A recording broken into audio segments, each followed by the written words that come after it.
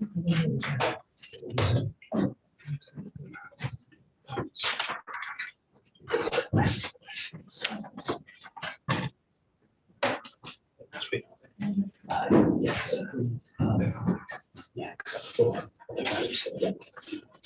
I'll have the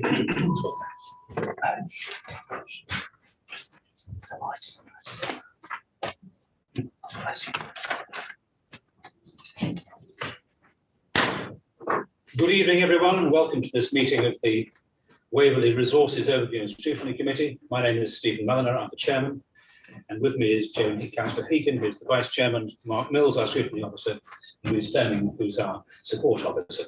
We also have in the chamber the chief executive, head of finance, and the monitoring officer.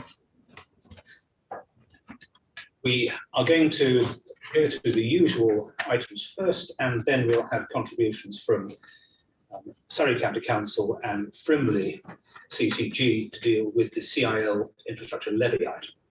So we start off with the minutes. They've been on the table for the requisite half hour. Are there any comments as to accuracy, please? If not, may I sign them at a suitable time? Agreed. Louise, are there any apologies for absence or declarations of interest? Thank you, Chairman. None received before the meeting. Thank you. Are there any declarations now? No, thank you. Are there any questions from members of the public? None received, Chairman. Or from members? None received, Chairman. Thank you very much indeed. Item 6, Community Infrastructure Levy.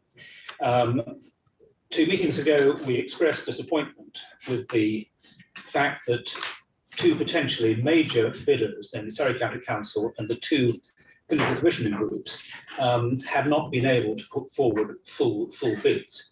And so it's very pleasing that a letter that we sent to all of them has elicited a response. We can start off with asking Councillor Matt Furness, who's the Cabinet Member for Transport, Infrastructure and Economy at Surrey County Council, to say a few words to see how things have moved on.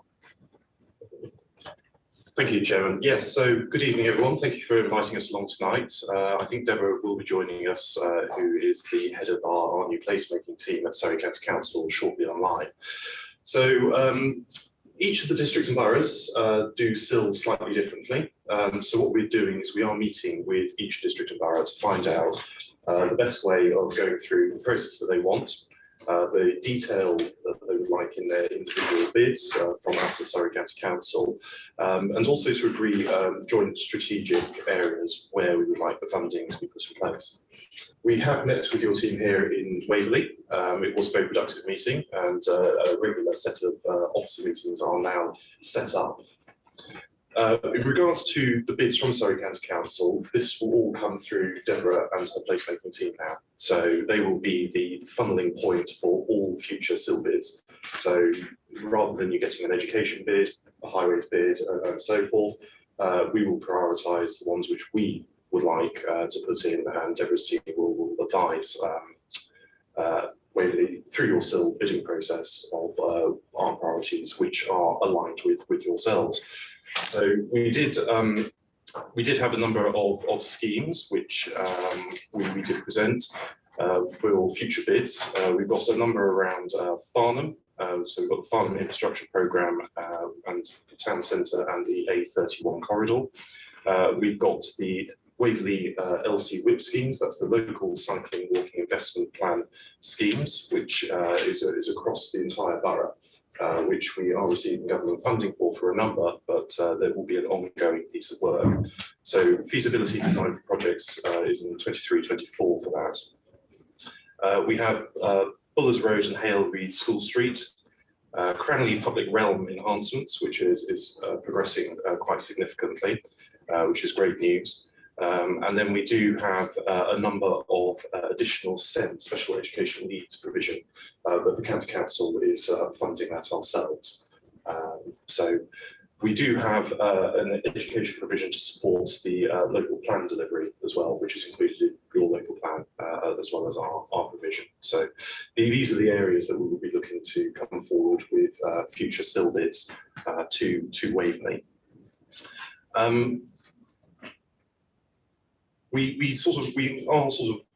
The key thing is, I think, with the comments that we have had back from bids, two elements. One is that they are not big enough bids, which we've heard, so we are preparing those.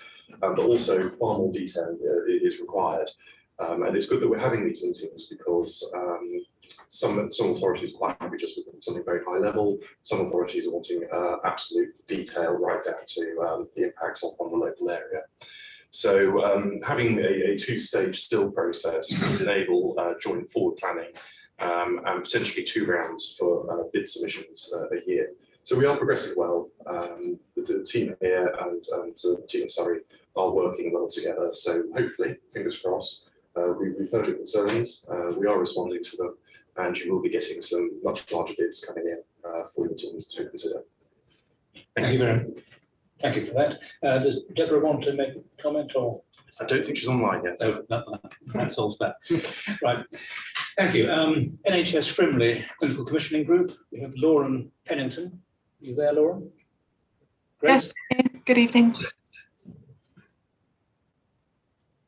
Oh, you're free to make any comments or contributions that you wish about how. Lovely, thank you. Well, it sounds like by the end of the next bidding round, there won't be much still money left, which I hope is a good outcome, because I think Health has also got some plans that we'd like to be accessing the money. So when asked the question, why haven't we put forward an application thus far, I think the honest and truthful answer is that we didn't have a scheme that we felt would fulfil the criteria or indeed that was needed. But we've been working really closely with Waverley Borough Council and one of our local GP practices in Farnham Town Centre over the last year and a half to agree a relocation and an expansion of that practice. And one of the main drivers for that is the population growth that we're due to see in and around Farnham Town Centre. So this refurbished and relocated practice will be able to successfully register all those new patients that will be moving into the town centre. But as you will probably be aware, build costs are often more than expected. We're having to make sure that we've got sufficient space within that premises for the new residents that are likely to join the practice. And so we'd very much value the opportunity to access some of the SIL money to help with the costs of that build and to make sure that it opens as necessary next summer. So we've had some conversations with the relevant officers at the council to help smooth that path. We've got the application forms, we know what we need to do. We'd love to see that window reopened as soon as possible so we can get our application in. And any advice from you this evening on what you think we should include, the boxes we definitely need to tick, any questions you think we definitely need to make sure we're answering, we'd really value your advice. Thank you very much indeed. Are there any comments or questions from members? I think we can assure you that the I'm so sorry. Councillor Martin. Sorry, Mr. Chairman, I was on a general invitation or specifically for Laura. Be either. Okay, well, I don't know whether Laura's yet finished, but I've got a question from Matt. Had you come to a natural pause? Yes, I have. Carry on. Thank you very much indeed. I'm delighted that both the NHS and SCDC are here tonight. I have been concerned since the SIL process started that we've not seen, or at least I haven't seen, any bids coming through. And I think the need for these is very great. We've lost section 276, 278, which was a big part of large developments in the past. I guess that they're still coming through because they're being built out and funds will be coming through.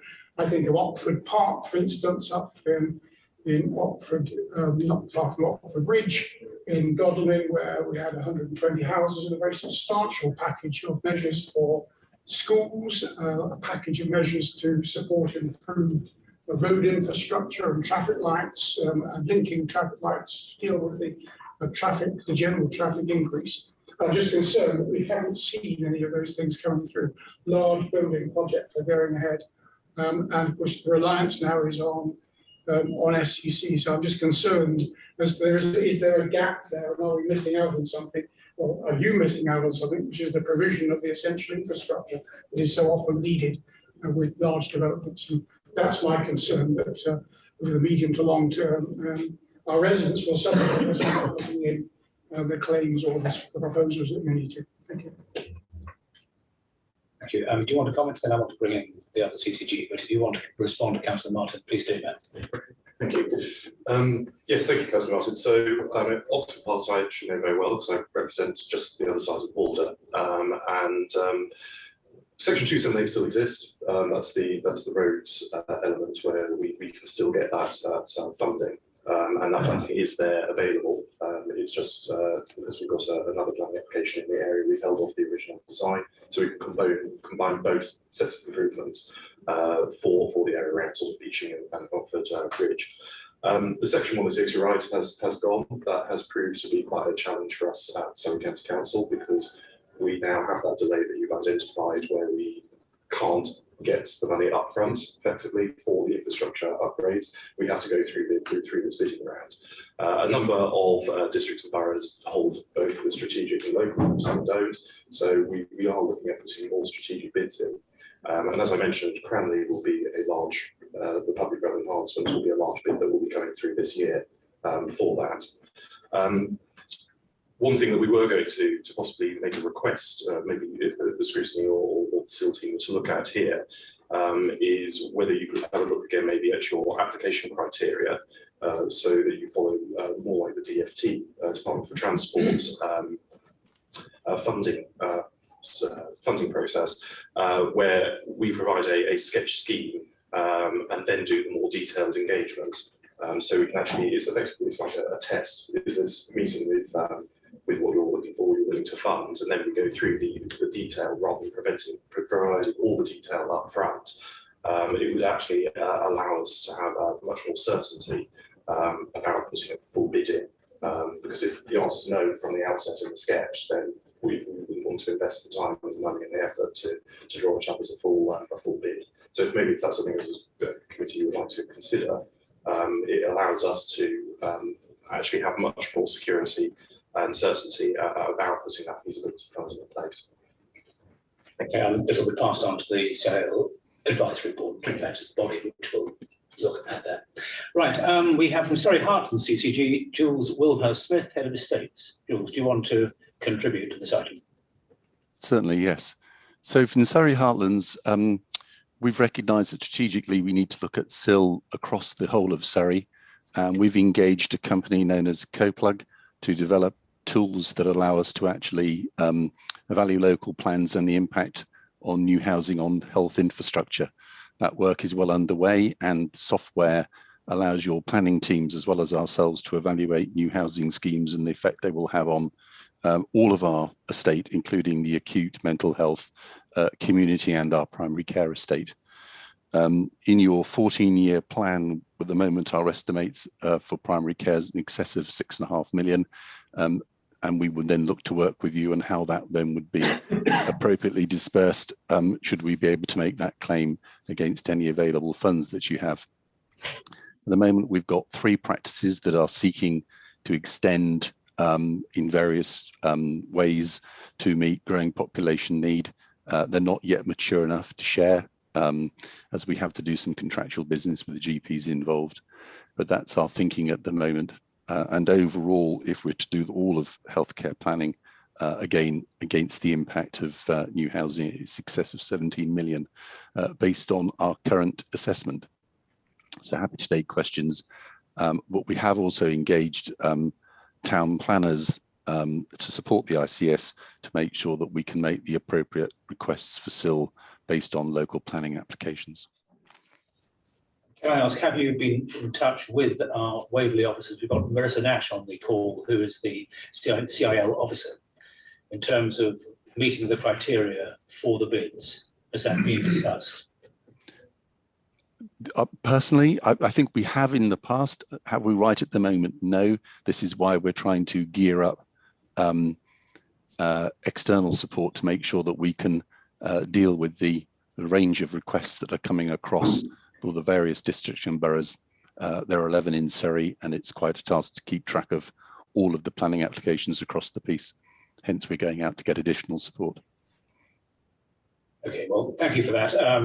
I think you'll find you get a very keen ear if you do want to know exactly how best to do it. And are there any other questions or comments from members of the committee? Councillor Davis. Thank you, Chairman. It's more of a general observation or question. We are at the tip end of Surrey, and I would suggest that there are many projects which would help our infrastructure if they were coordinated across county borders. Would you be able to tell us what you do with our adjacent counties and other funding organizations across the borders to implement projects or infrastructure facilities which really are shared across the border? I'm thinking, for example, on a very small scale,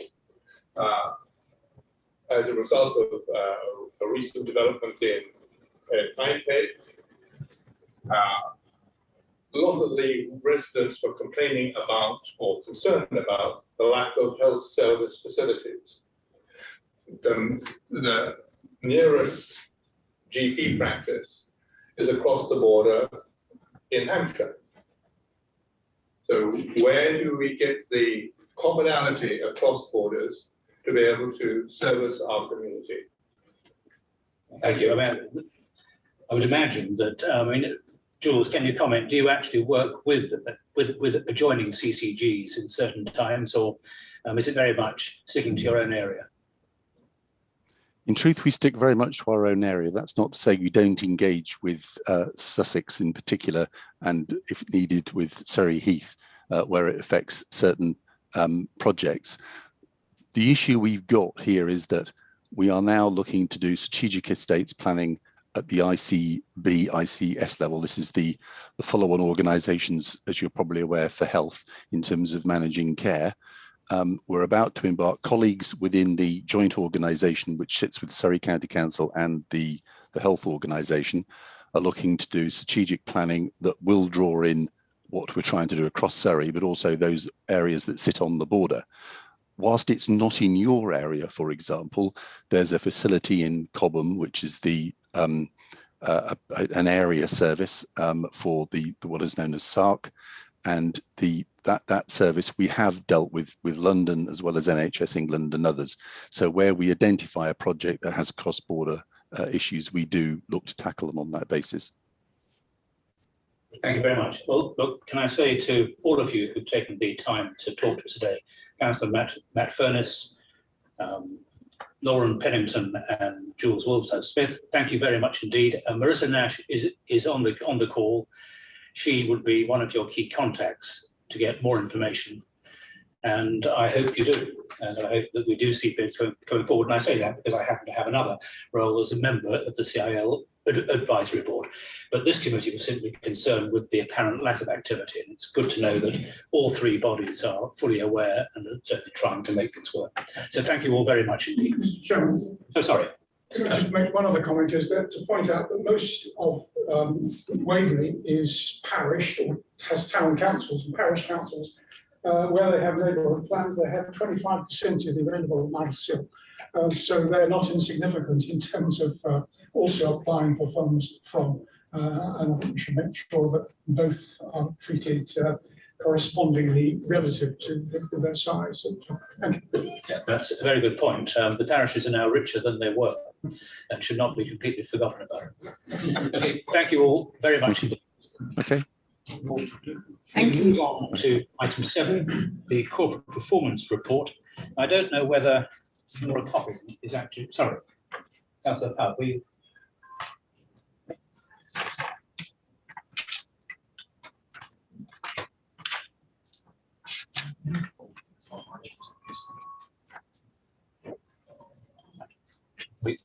Yes, thank you very much for coming. Please feel free. You could, of course, stay and be fascinated for the next 2 hours. But you might have other things on your agenda for the evening.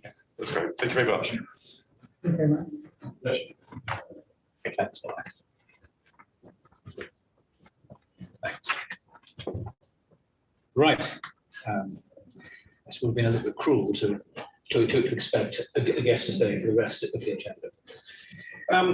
Item 7, corporate performance report. I was hoping we might, we do have Nora Coppin briefly here. Nora, can we just say, on behalf of the committee, thank you for all your support in putting this, or administering this report over the last, what, 2 years at least?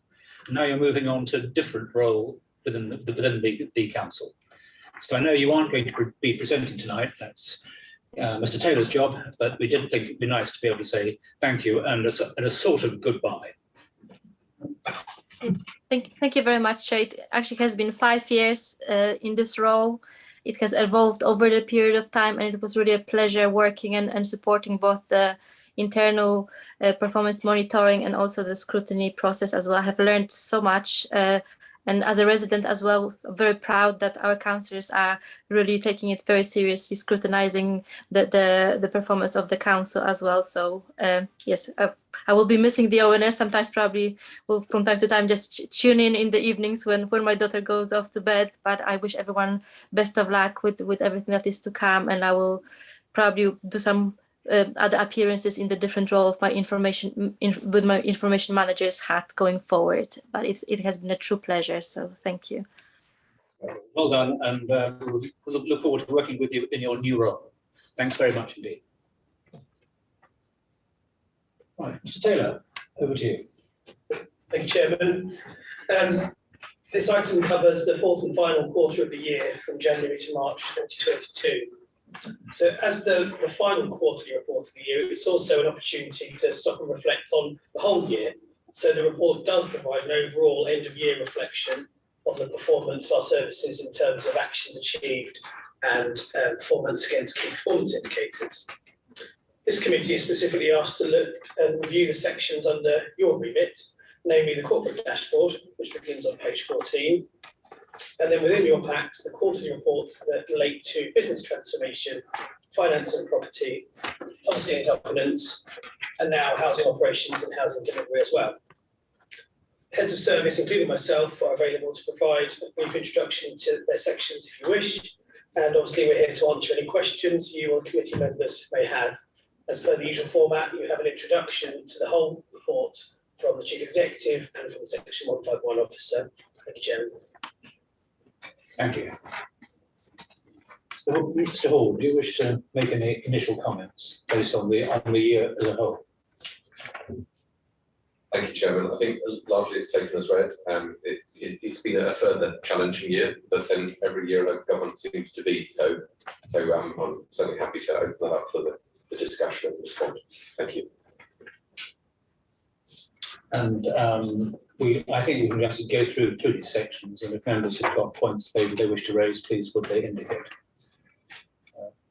Just to start the ball rolling. Peter, can you clarify the number on page 19? If you look at paragraph 3.71, in the second paragraph, there's a reference to the general fund includes gross service expenditure and income budget stated at 45 million. Am I right? That really should be nearer 55 or even 56 million. And the reason is that is because it includes the housing benefit payments coming in and out. Yeah, correct, Chairman. Rosie placed our financial services manager clarified that for us in an email. It's 56 million. It was a typo. And I'm correct that if you strip out the housing benefit payments, then we're down to about 35 million as our, if you like, own activity turnover in the general fund. Yeah, that's correct. Yes. Thank you.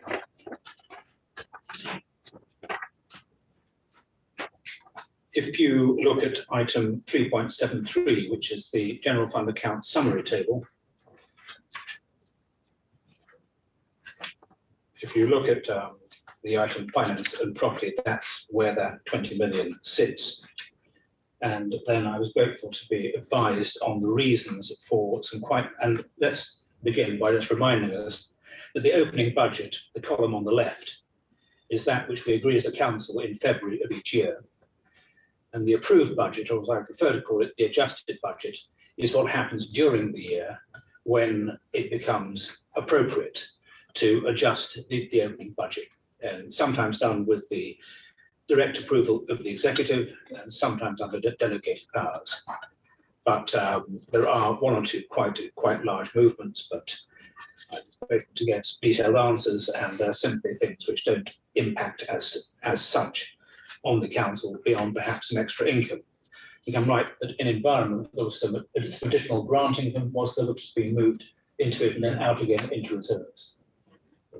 Correct, Chairman. So it's been carried forward 2 years. So it's grants that will be applicable to specific schemes.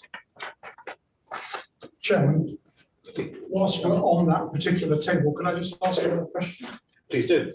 I'm just intrigued as to why the complexity of these things. Thank you for the clarification, Chairman, on what the opening budget is and the approved budget. But then the variance, I guess, is the variance to the approved budget. So the provisional actual presumably will be the approved budget plus or minus the variance. Do I understand that correctly? Why can we not see a provisional result, which we can clearly see, and then see the variance clearly? Why do we have to do arithmetic in our own head to try and work things out? Thank you. Are you suggesting there should be an extra column after variance with projected outturn? Indeed I am, or the provisional final figure, and I would like to see that on a quarterly basis. We seem to see an awful lot of data and don't get much information from it unless we start working things out for ourselves. Thank you. Could we formally ask for one extra column to go in? There looks to be enough room with the generosity given to the opening budget column. Can that be done? Chairman, it's up to the committee and the executive as to what they want to report. Thank you. Is the committee in favour of that change? Yes. Thank you very much indeed. Yes, of course. I was actually very pleased with the overall sections of this report that are for our attention. I think in all of the circumstances, it's a very credible result. One thing that just hit me between the eyes when I was looking at the staff data is I do think that to call our largest employing service business transformation is misleading, because to the outside world looking at the staff report, we employ most people to change what we do. I do think that service should be called business support and transformation. I just think it's omitting reference and highlighting a lot of the work that's done in areas like IT and customer service. And I worked in those services, I might be a bit upset, but that's not to do with the actual content of the information. Well, but I do think that that's quite an important point. You've got David Allen handy online. David, do you feel upset? Do you like to see the title changed? Yeah, well, some of the cleaners quite like being in business transformation rather than in the cleaning service. So I guess there's some mixed views on that, but I'm very relaxed about what we're called. So happy to go with any kind of good suggestions. Thanks. Could I ask one more question? On page 30, there's a somewhat cryptic reference in 5.1.1 to the government hardship support schemes. Is there any more detail to be given on what this involves? The housing and delivery and communities part of the report, but it's not in our remit. Chairman, I was intending to actually put a schedule of the COVID grants and hardship funding in there. I omitted to do it. I requested the information. I requested the information, but I didn't quite get to put a report. So in total, it was £9 million worth of grant funding that we've dispersed across the borough over the year. And what I wanted to do was put a table in there. I just didn't get it in time. Yes, I mean, if it could be extracted as a table and just sent round and round the committee for those who are keen on the detail. Certainly, I can have that done. Thank you. Councillor Martin. Thank you. Could I take us back a few pages, Mr. Chairman, if I may? Could I come back to page 15, which particularly 3.2.1, and the level of corporate indicators, which are off target at 53%. And if we look at the summary of performance indicators at the foot of the page, that's steadily worsened during the course of the last year. I wonder if we could have further comment on that, please? And similarly, if we turn to page 18, some concern with 3.6.1, 3.6.2. I know a number of references are made in the text to these things, but I would appreciate some further comment on the increasing staff turnover. Is that really a worry? What other factors are behind that, and how are we doing for the first quarter of this year so far? Is that a trend which we're seeing worsening? If that is worsening, we could debate as to whether staff turnover is good or bad. And similarly with absence data, which has crept up quarter by quarter in the last 5 quarters. I wonder if we can have some comments on that, please. Taylor, is that your reading? Chairman, some of that I will pick up later in the staff profile. Councillor Martin's absolutely correct that the turnover is creeping up. That is partly a national trend that we're experiencing here locally. So 2 comments that I'll make now, and I'm happy to pick up on these again later. So we have a relatively ageing workforce. That gives us issues in terms of our overall age profile, because you see people at certain points leaving due to retirement. So when we get to the workforce profile later, you'll see that popping up. So that's a local issue for us. A national issue, sometimes called the Great Resignation. This is a very buoyant employment market. It's a candidates market in many ways. And so one of the things that I'll pick up in my workforce profile presentation later is just a few comments around the fact that recruitment and retention is a key part of the HR action plan for the next 3 years. And that paper sets out some of the things we're doing around recruitment and retention. It's not just pay and reward, it's also, as I say, attracting in younger people to look after the health of the workforce in the longer term, but also it's around having specific initiatives around apprenticeship schemes, graduate recruitment schemes, and growing our own talent within the authority. And then my final comment would be that the stuff that we have in these papers under various items around agile working and hybrid working is key to making sure that we have good recruitment and retention, particularly good recruitment at the council. Thank you. Page 15, the performance indicators. Is there any additional comment to what's said in the text about the impact of another extraordinary year? The office has driven a large number of targets into the red, literally. Just the first comment I would make is that, which I'm sure Councillor Martin would see, is that if you turn over and see the next page, some of that headline figure is then broken down across the services within the council, so you can see where those red, amber, greens actually sit. I think, Mr. Chairman, I'm rather concerned that the overall trend, we can get to some specifics, but we do seem to see quite a worrying overall trend quarter by quarter over the last 5 quarters. Councillor Martin, could you bring your microphone a bit nearer your mouth? Thank you very much. Chairman. Yes. Yeah, thank you, Chairman. So Councillor Martin also asked further commentary.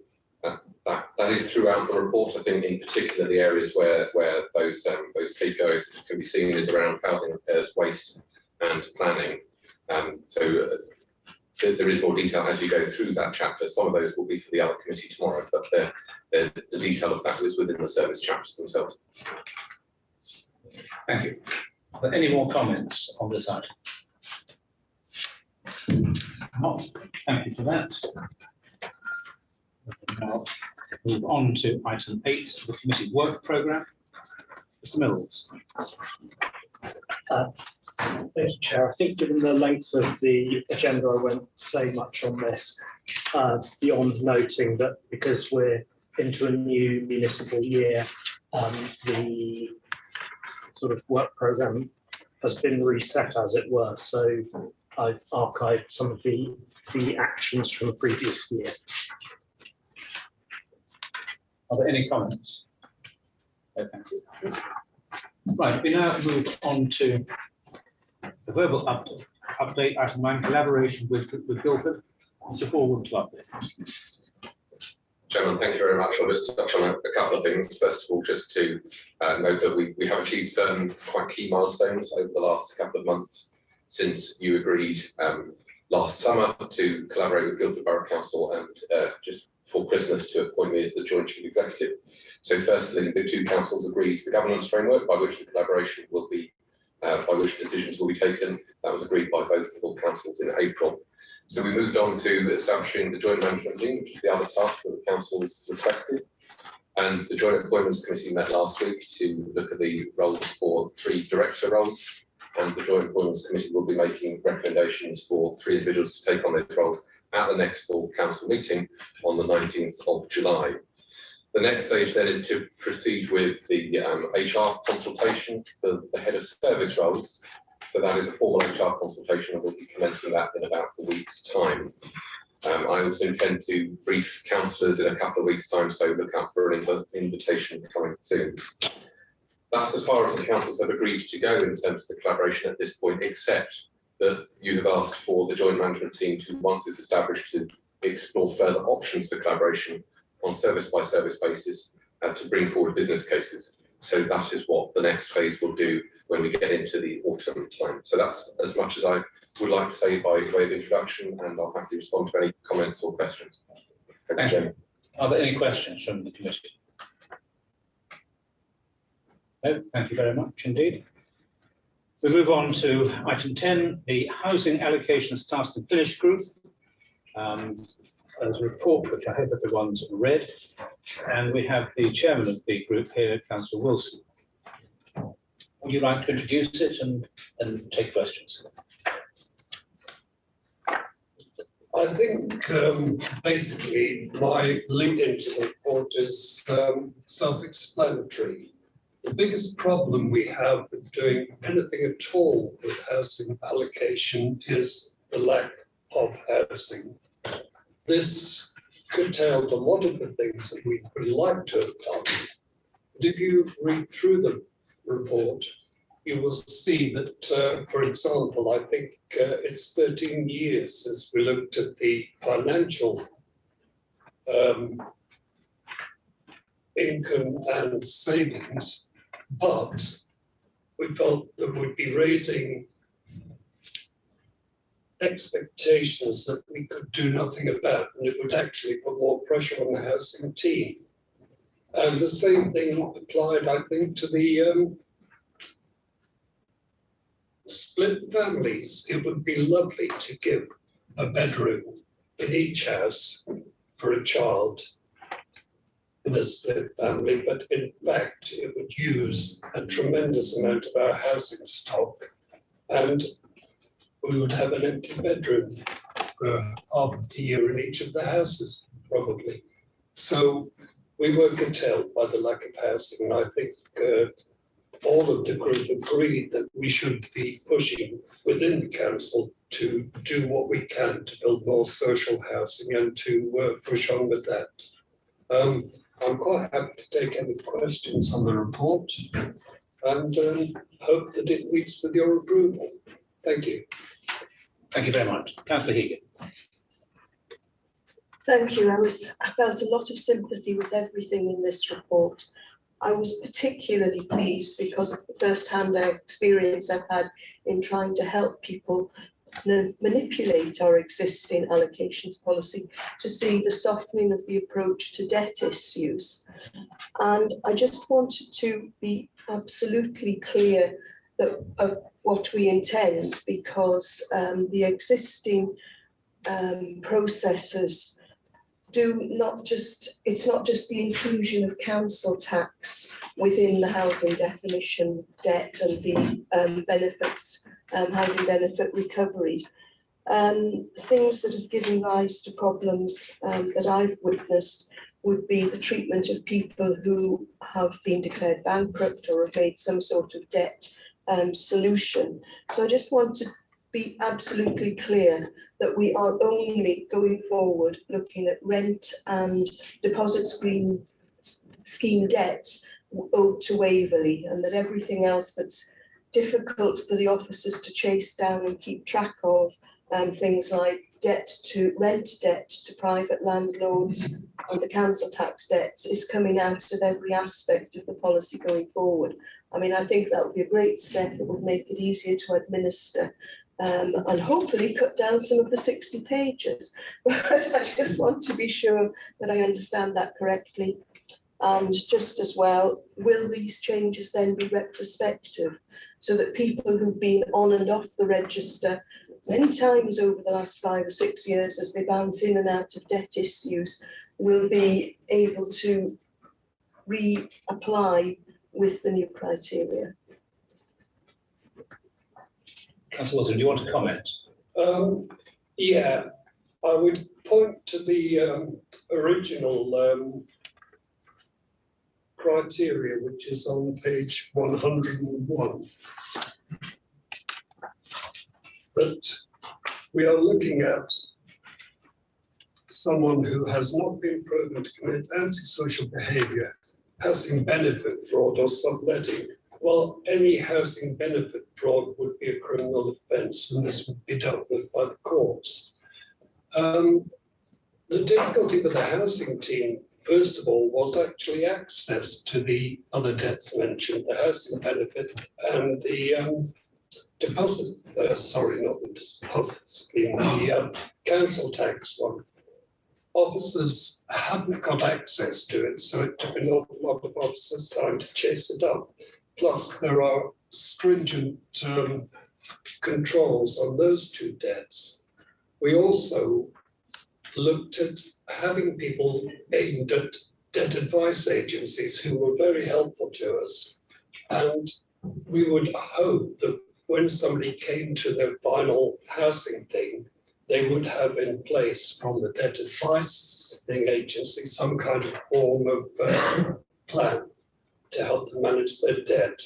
So take the weight off the housing scheme, it would allow people to go forward with help.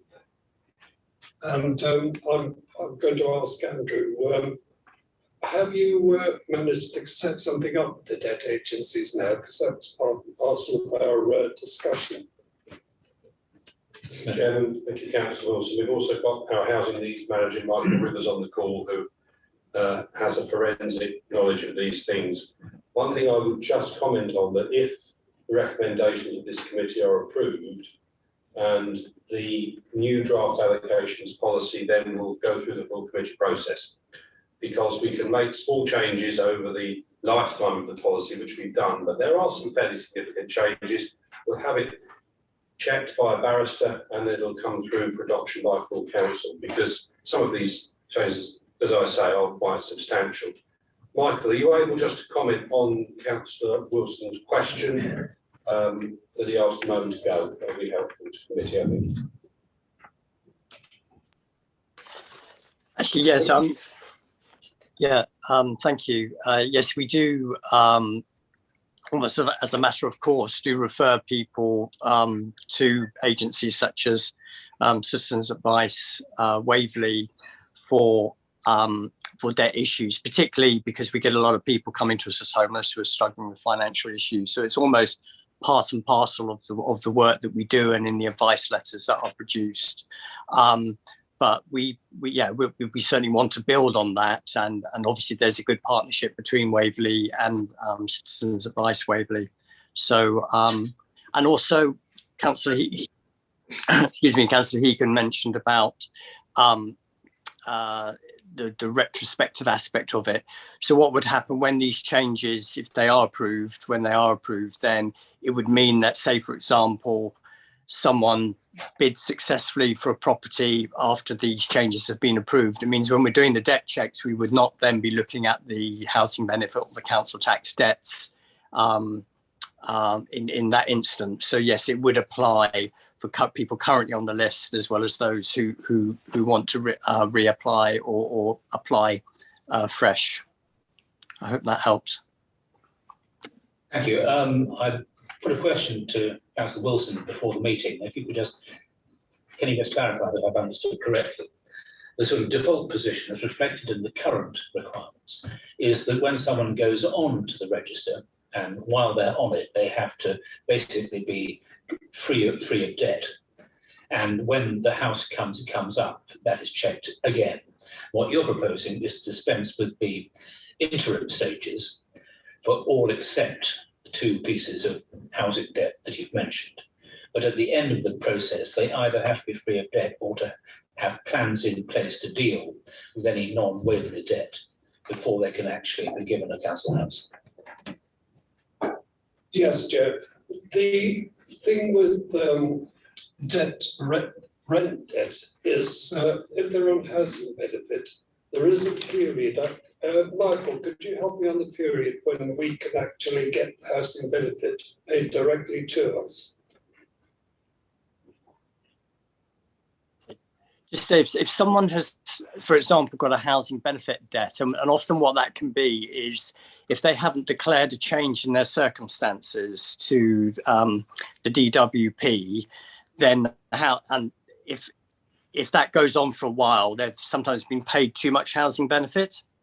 So what then happens is when that is discovered, they then have a housing benefit overpayment. And so what the housing benefit team can do is reduce the housing benefit payment currently in order to reduce that debt, to reduce that overpayment. And just to clarify that our policy isn't that if you've got a debt to Waverley, you can't go on the housing register. What it is if you've got a debt to Waverley, you need to be in a payment plan and maintaining that payment plan in order to go on our register. And the expectation is that because it takes a while to get housed in the housing register ordinarily, is that over time you'll be reducing that debt. And the requirement is at point of allocation, the debt must either be cleared or at least reduced to below £500. So that's the policy. So all this change would do is just take some of those debts that we look at out of the equation, and that's the council tax debt and the housing benefit debt. Sorry, could I just clarify what about private sector rental debt? Because recommendation 4 as phrased is only housing related debts such as rent arrears and deposit scheme debts should be taken into account. So to me that says we're looking at private sector rent. Is that correct? Or are you saying it's only debts payable to Waverley for rent and deposit schemes? Yes, it would be the debt payable to Waverley. What's often very difficult is for us to actually get a clear picture from private landlords in terms of the debt situation. So that can be quite tricky, particularly if not always. Sometimes tenants are reluctant to tell their landlord that they're actually on the housing register for social housing, or even if they're claiming benefit. So that can be very difficult for us to establish the true, whether they've maintained any payment arrangements for debts. In that case, could I suggest that as a committee, we ask that recommendation 4 be clarified to make clear that it's housing debt to Waverley only that is to be taken into account going forward?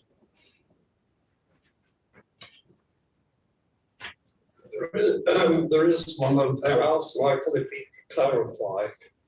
There is a point, because obviously the rents paid for our council house and go towards running that council house. And we had a concern that people were being paid by Universal Credit directly and then paying us. But there is a mechanism if somebody gets behind with their rent, there is a period after which the housing benefit is paid directly to Waverley. And this, I think, is a cushion for the housing department. But I could not remember, Michael, how long the rent was unpaid for before we could apply for the housing benefit to be paid directly. I think it's 8 weeks if there's arrears of up to eight weeks, but there may be some colleagues, other colleagues in housing who can clarify that, because the rent collection side isn't on my side. And also that can also apply to if there's a private tenancy and the claimant is on universal credit, and again, if they're not paying over their housing element to their landlord, then there can be a mechanism where the landlord can apply for that housing element to be paid direct to them as well. So can I thank you for that? This item 4 is perhaps the only one causing any questions. There are 2 stages. One is to be able to go onto the register, and the second stage at the end is actually being allocated to Council House. Now, Councillor Hegan suggested that, in effect, the word only Waverley housing-related debts, which is rent arrears and deposit scheme debt, should be taken into account when considering eligibility, which is the first stage, and allocation of housing, which is the second stage. And Councillor Wilson, when we spoke earlier, I got the impression that at the end of the second stage, when a house might be allocated, you were saying that people either had to have no debts or have a payment plan in place to control what debts they had other than the Waverley debts, which would not be taken into account. I understood from Michael that is the case, that Waverley debts should have a payment plan. I think that's what he said when we asked him. So yes, so yeah, Waverley debts need to have a payment plan. So at point of allocation, it will be either the debt has to be cleared or it has to be brought below £500. So that's the requirement at point of allocation. So we do quite thorough checks before an allocation, because obviously someone's circumstances can also change. So it's not only the debt issue we're looking at the household size and all of that, just to make sure that it is a valid allocation. So we carry out these debt checks at point of application and at allocation. But what these proposals are saying is that when we're doing those debt checks at point of application and allocation, we would not be looking at council tax debt or housing benefit overpayments. The only comment that occurs to me is possibly recommendation 4 needs to be clarified, and I'm rather cautious about drafting in committee. What does the committee feel about suggesting that we basically approve the recommendations, but are concerned about the clarity of recommendation 4? I'd be happy with that. Councillor Davis. Again, I would support that, but I would ask that the final I would ask that the final document, as revised, is reviewed by the chair and vice chair to make sure that it's all properly covered. Thank you. Councillor Hegan, are you happy? I'm happy with that. Okay, well, can we say thank you to you, Councillor Wilson, and Mr. Smith. With that caveat, we'd like recommendation 4 to be clarified, and if you send it to myself and to Councillor Hegan. Councillor Wilson. Just 2 things. I'd like to thank the housing team and also the people who came in and advised us from outside agencies. But I'd also draw your attention, Chair, to the local housing benefit for Farnham, which really upset us. I mean, a 2-bedroom house housing benefit is £50 a week less if you live in Farnham. It's not just the housing teams that are having difficulty, it's our residents to stay in the area they want to be in. And I'm hoping that you'll agree that we do like to the levelling up department and see if we can get that. I was going to ask, in fact, do we know the history, why Farnham has been placed in that particular area? And it seems to be quite independent of the county and borough system. Shop chair, which is cheaper. I'm sorry? It's nearer to Aldershot than it is to the rest of Waverley, basically, isn't it? And so the whole thing was done purely geographic Valley area as far as housing benefits concerned. Well, certainly I would have no personal problem in writing in that form, as it seems. If in reality what might have been the case 20 or 30 years ago has changed, and Farnham is now very much part of Surrey, and the rather sort of wealthier area, if you like, it's not surprising that private sector rents have been going up. So any more comments from Councillor Martin? Can I just say, I know little about the housing scene, and I found this report a very helpful report. It was very informative, so can I thank the chairman and the officers and the others who put the report together. Thank you. Good, thank you. Well, on that note of congratulations, thank you very, very much indeed. We move on now to item 11, the housing development update. We have the paper in front of us. Mr. Smith, do you want to comment? Thank you, Chairman. Yes, this has been prepared by our Housing Development Manager, Louisa Blundell. I think we're happy to take any questions on the report and the progress on the various schemes that committee members might have. Seems fairly self-explanatory to me. May the Speaker, Councillor Seaton, before, if I may just first, and also I'm glad to see that the website has now been updated. Councillor Seaton. Thank you, Chairman. So it's good that the update's been provided on housing development progress. I would like, however, to express a couple of concerns about the Oxford Ridge Site C development, which I think the committee might want to consider passing on to the executive. Can I start by quoting updates on Oxford Ridge Site C provided in the quarterly corporate performance reports over the past council year? So in Q1, CPR said Reserve Matters application for Site C was granted permission on the 9th of June 2021. First phase of tendering process for the build contract is underway. Q2, demolition has occurred at Site C. Tendering process for the build contract is nearing completion. Q3, demolition has occurred at Site C. The tendering process for the build contract is nearing completion. Q4, demolition has been completed at Site C. The tendering process for the build contract is nearing completion. And it goes on to say that vacant homes have been identified as the preferred contractor. My first concern is to understand why the procurement process took so long.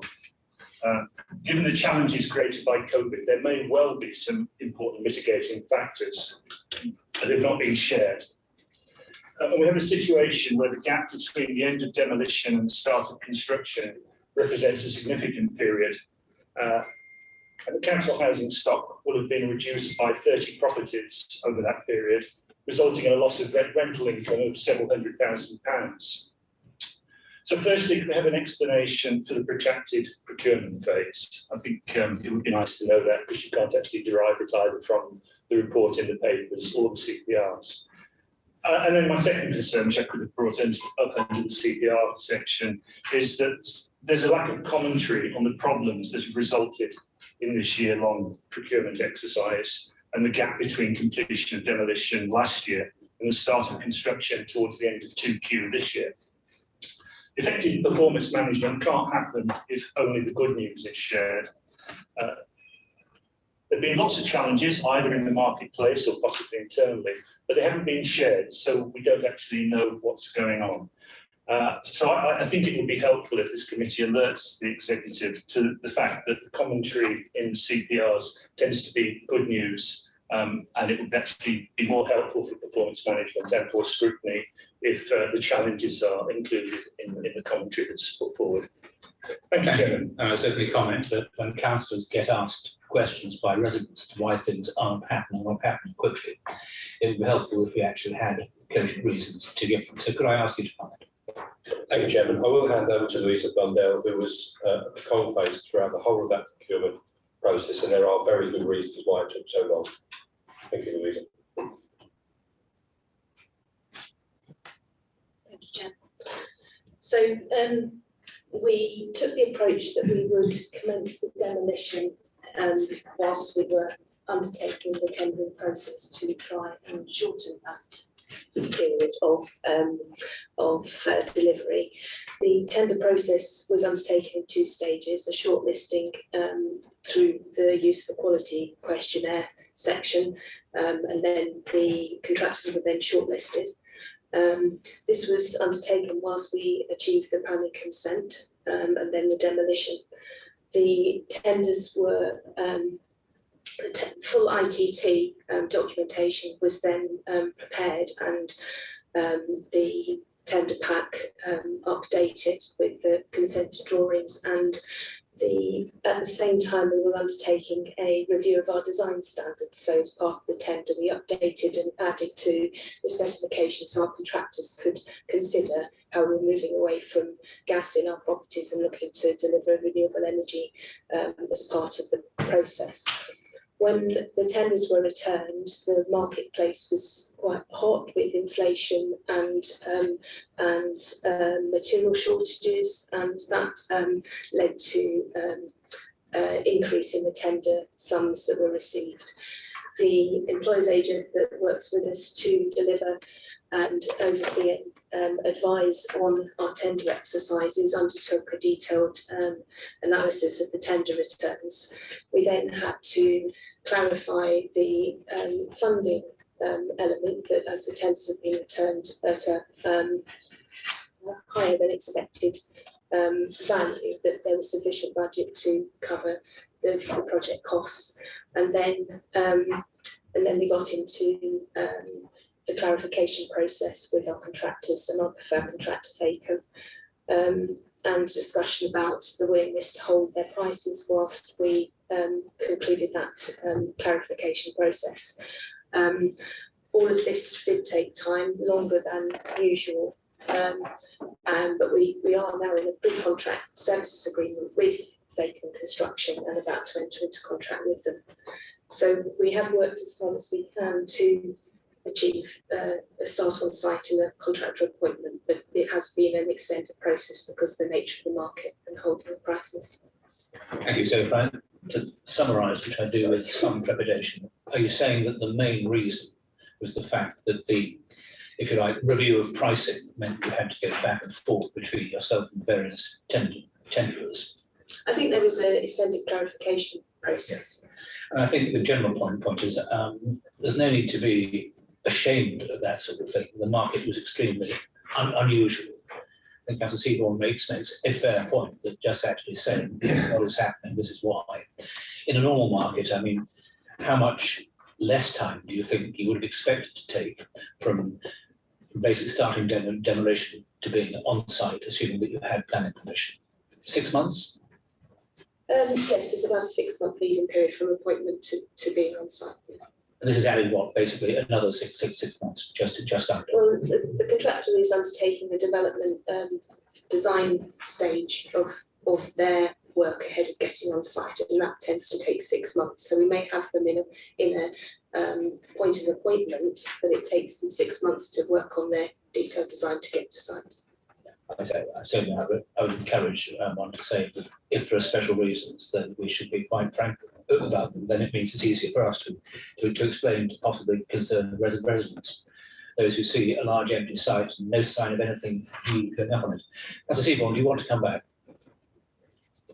Only to say that, yeah, I totally agree. You know, Louise has given us a very clear explanation of what's going on, but it would have been nice to know that, because as you say, I brought it up because people were actually asking me, you know, former chair of Housing ONS, you should know about this. Well, I don't, and so I've asked and I got an answer. Thank you very much. And I made the point that if it's in the QPRs, CPRs, I know where to go to look, and I went back to look, and there was nothing there to help me. So we're in a better state now, and let's keep it that way. Thank you.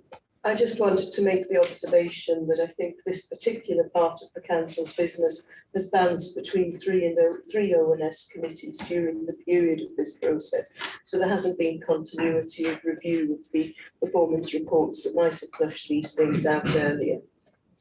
Slightly unfair. Councillor Seaborn has kept a BDI on it throughout his time as Chairman of Housing ONS and since. And I think we should be grateful to it. Indeed, but it hasn't been recorded in committees.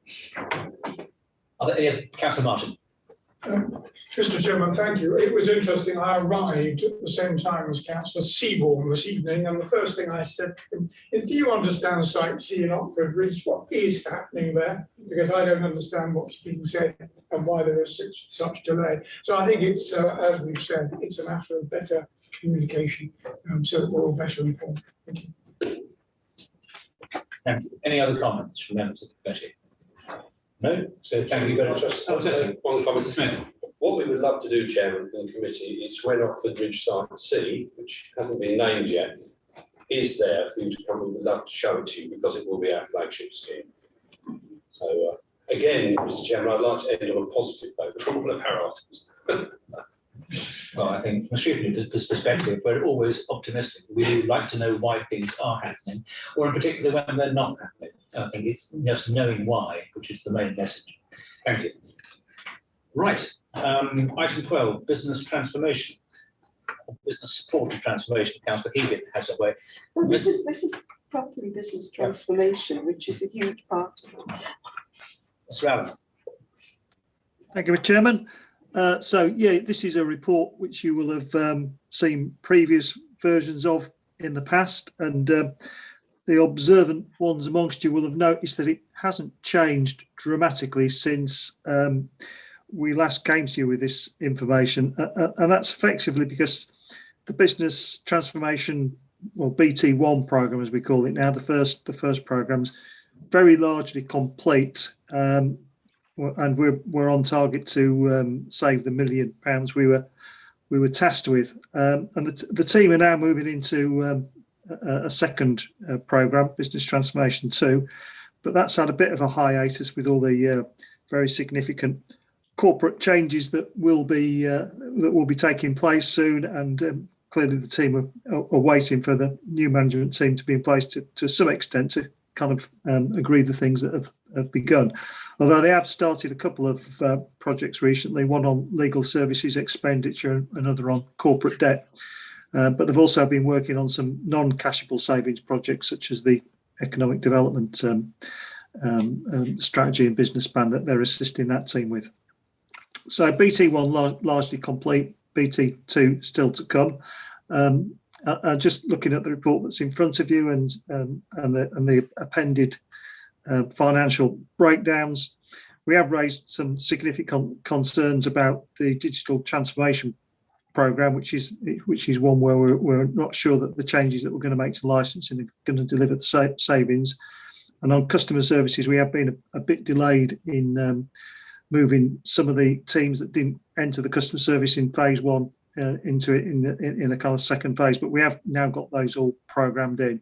So although they're in red, I'm probably less concerned about them than I am about the kind of Berries Where Work Happens project, where we did anticipate some savings by the fact that we don't use the top floor now, and there's obviously some big utility savings. But having seen the projections for our overall utility costs, they're going to be kind of completely wiped out by the very, very significant increases in energy costs that we're working on defining at the moment, but we do know that they're going to be very significant. So I think that's all I'll say by way of introductory comments, Mr. Chairman. I'm happy to take any questions. Thank you. I'll lead off by saying that the table on the original page 118,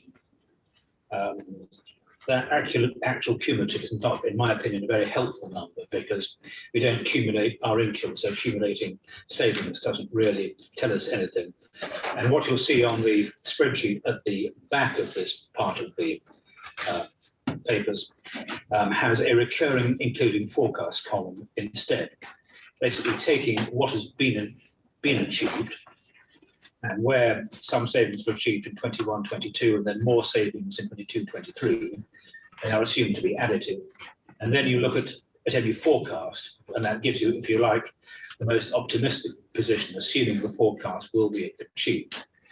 And then if you look at the bottom left-hand corner on page 123, you'll see that actually, although the actuals are around about the 650 mark, the recurring including forecast is at 935, which in my mind means we look to be ending up 70 or so thousand short. And this is something which I presume is what you're referring to, David, in the areas where you've got concerns. Yeah, there's one or two areas. It will only be a kind of small shortfall, I think. And we've still got IT systems to switch off on customer services and some more staffing savings to come online as we channel shift. So it may not be that significant at the end of the day. Okay, thanks very much. Other comments from the committee? Councillor Martin. Thank you. I shared your concerns on the per annum savings and the accumulation. And what I want to know is what the annual saving is each year. and how that builds up. And I think I understand that from the figures here. I have to say, over the last 2 years, I've been very impressed with what David and the team have managed to do. I've been fairly sceptical over the last 2 or 3 years about whether they would achieve, or whether you, David, would achieve the savings that you've got in here. And for the most part, you have. So I think it's a matter of congratulations and keep it going. Although I do understand with collaboration with Guildford and all the other things that are happening, coach and horses to some extent will be driven through much of this, but I think it's very important that we focus on these transformation savings, and you've done a good job. Thank you. Thank you. Any further comments? If not, still with Mr. Allen, hybrid working. Would you like to introduce this, please? Yes, just very briefly, Chairman, because I think it's fairly straightforward. So this, what I've attempted to do here is just to take the committee through the journey we've been on from when we had the onset of COVID till now, really. So I've just set out for you the various kind of steps that we've taken, the thinking that we had, that kind of describes the process, really. So we were at one point in March 2020, and we're at a very different point now. So I don't think I'll go into any further detail because it's all set out in a fairly straightforward manner, I think, in the report. So I'm just happy to take any questions or observations the committee might want to make. Thank you. Yes, you draw our attention in paragraph 1.12 to the problems with letting the now vacant top floor, which is obviously disappointing. Are there any other comments? So, Councillor Martin. Chairman, thank you. One point, paragraph 1.5 in the second sentence says, given the negligible impact on performance levels and our aspiration to redevelop the various sectors, agree that we should collaborate our work environment to accommodate smaller numbers of on-site staff. I've gone on record a number of times of expressing great concern as to whether productivity levels will continue to remain high with more home working, and whether that will be sustainable over the long term. And I'm very anxious that we should continue to focus on whether we are in fact delivering the productivity and delivering what we need to deliver going forward. I see nothing but positives in all of the reports that come before us, but I still nurse many anxieties. Thank you. Thank you. Any other comments on this item? Councillor Howard. Yes, just to carry on from where Councillor Martin left off. Probably in the short term, this is sort of correct, but I too have concerns about productivity and also longer term about building the team, and particularly as you're recruiting in new staff, how on earth are you going to bring them into the ethos and way you work here, and mentoring them, because it's often something you observe with your staff moving forward. And if everyone's working from home, I cannot see that working.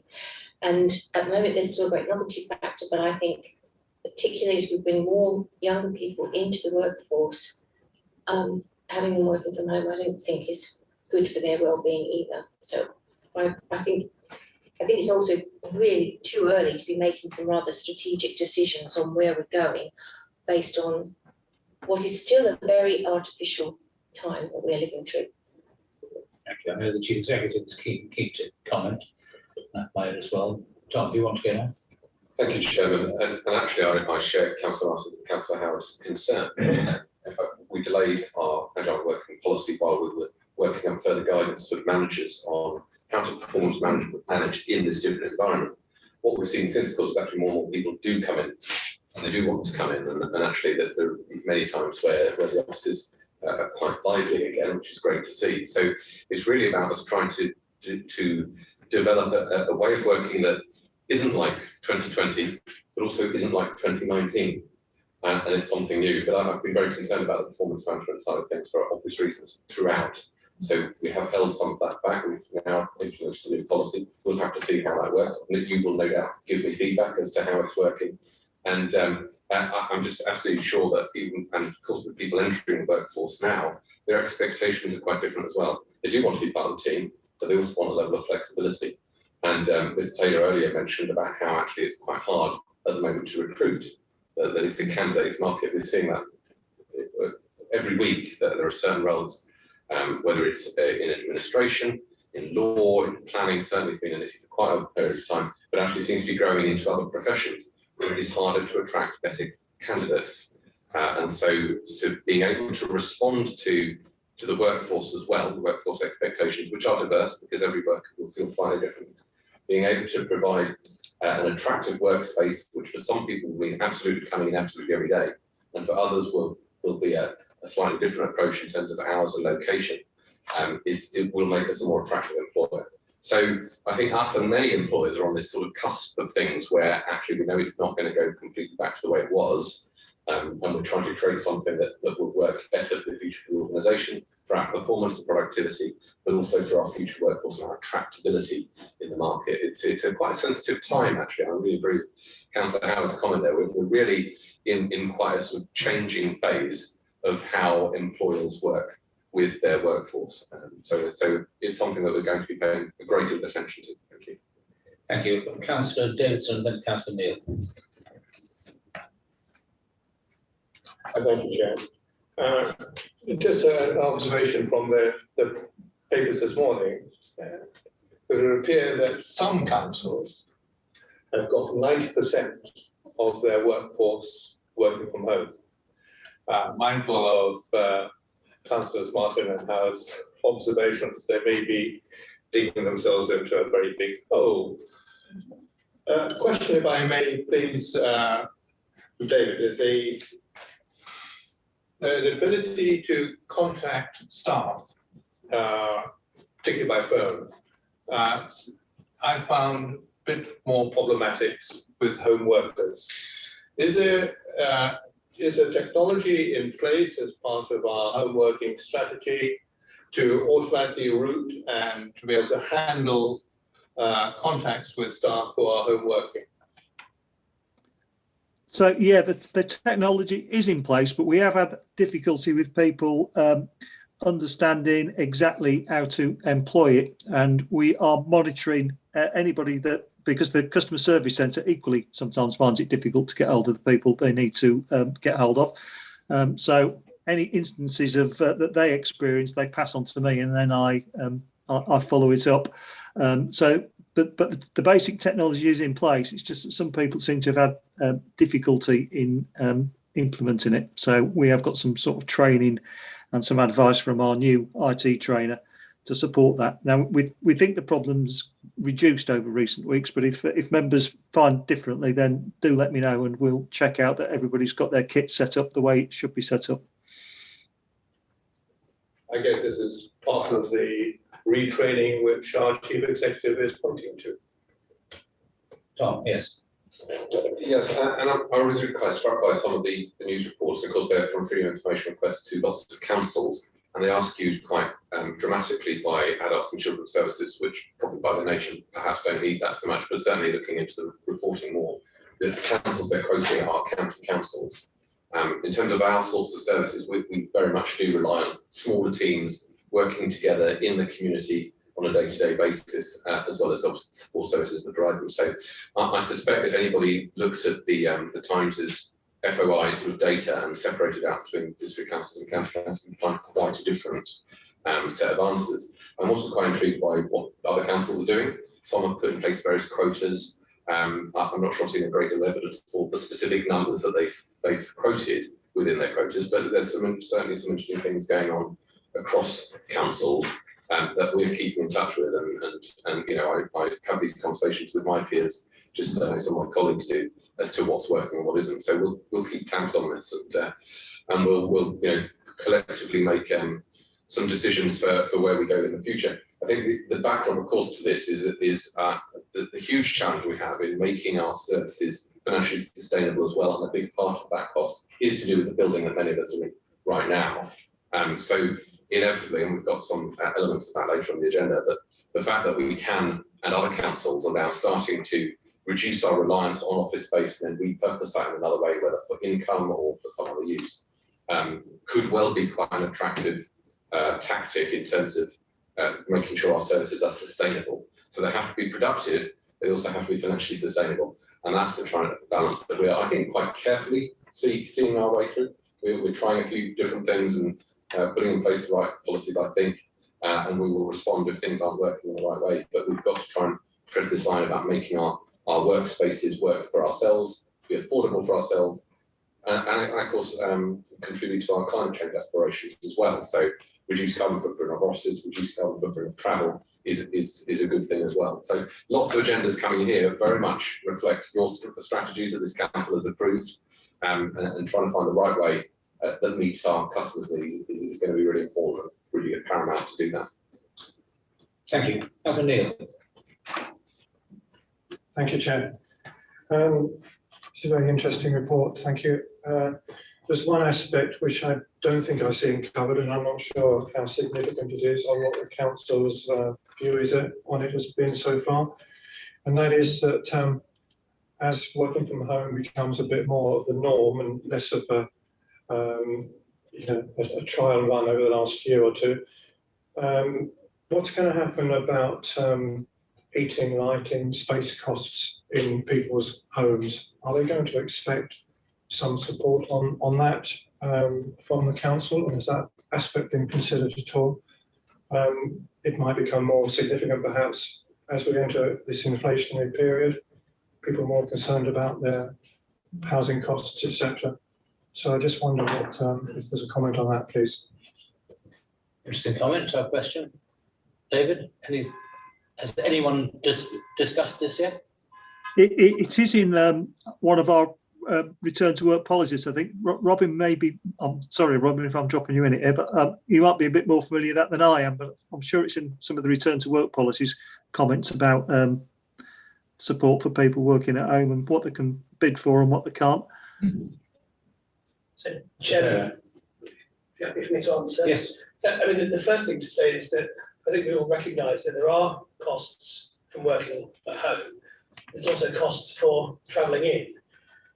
So actually, to some degree, individuals are weighing those costs against each other and making an informed choice. I think the other thing is really important to stress is that no one's being forced to work at home. So we've gone through the process of looking at all of our roles and considering whether they are home worker, office worker, mobile worker, hybrid worker.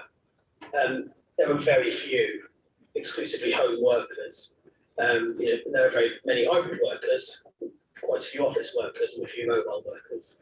So there's very few people, if you like, who are, but no existing member of staff has been forced to work at home against their will. That simply hasn't happened. And so there is support to staff, in a number of ways. One of those is the technology that we have given to staff to allow them to work in a mobile or in a hybrid way. So that's a sort of a detailed answer. The general answer, it has been discussed. It was something that we discussed all the way through the pandemic, and has made guidance and support available to all staff around it. And the feedback that we've had from staff is that the staff are satisfied with the support that they've been given. Clearly, there are cost of living issues for all members of staff as employees, but I don't see those relating specifically to the hybrid working arrangements that we're putting in place. That's a more general issue for us and lots of other employers to deal with. Thank you. Do you want to come back? Just a little bit. It perhaps sounded a little bit as if we were ducking our responsibility there, handing it to them, but I don't want to press that point really. And then maybe is there a health and safety aspect as well? Because when we work in the office, a lot of effort's gone in the last few years to providing suitable furniture, seating, and all that sort of thing. What's happening about people working at home and our responsibilities in that respect? So we've taken the same principle, which was well developed to the council, of having a workstation assessment, as we always did for everybody working within the council offices, and have applied that to people's home working environment. So all members of staff have been asked to undertake a home workstation assessment. I've done that myself, and a number of actions then come out of that. If you need any additional equipment, or if you need a different setup, or indeed for some members of staff, the outcome of that was that the decision was that they weren't able to work from home and they would return to office working. And For some members of staff, it's a choice to work in the office. For others, they have no choice to work at home because it's simply not appropriate or it's not possible for them to do so in the facilities they have. Councillor Healy. Thank you, Chair. I think reflecting on the comments and observations, I think the risk that we need to perhaps factor in and communicate to the exec is that with the cost of living crisis, employees will be re-evaluating whether they wish to work at home or be in the office. And depending on their circumstances, their journey to work might be considerably cheaper than their increased heating costs if they choose to work at home during the winter. And I think there might be a risk that the feedback we've had already becomes undermined and changed by the cost of living crisis. That would actually worry me, that some of the assumptions that underlie what we're doing could themselves change. Councillor Wilson. It's an abnormality, but you cannot claim for travel to work from your income tax, but you can actually claim for working at home. I'm sure the staff are aware of that, but it does go a slight way to alleviating some of the costs. So yeah, I'd advise them to claim on their income tax. We did provide advice to staff about the National Scheme. Yeah. I suspect the £60 will go nowhere towards their increased heating. I don't think we can actually solve this problem tonight. I think it's worth noting. Am I right that perhaps one comment we should make on this report is that we're, to quote Councillor Howard, it's perhaps a little too early to say where we're going to end up on this. And we perhaps suggest that more caution is expressed in a revised form of the report on that particular point. Is that a fair comment? Agreed. Thank you. Chairman, if I could add to that, if we're going to have that caution, that has an impact on our plans for the burials. It's obviously highly relevant how many office spaces we need and how many car parking spaces we need. The only comment I'll make from my own experience is that I fully agree with the point that when you have new recruits, particularly young ones, then being able to meet their older, more experienced colleagues face to face is very important. Having heard from Mr. Taylor how the profile of this council is sadly getting older, therefore increasing the importance of recruiting younger members of staff, then that mentoring side is even more important. Just another factor to make life more interesting for you. Well, thank you very much indeed. We now move on fairly seamlessly to the workforce profile.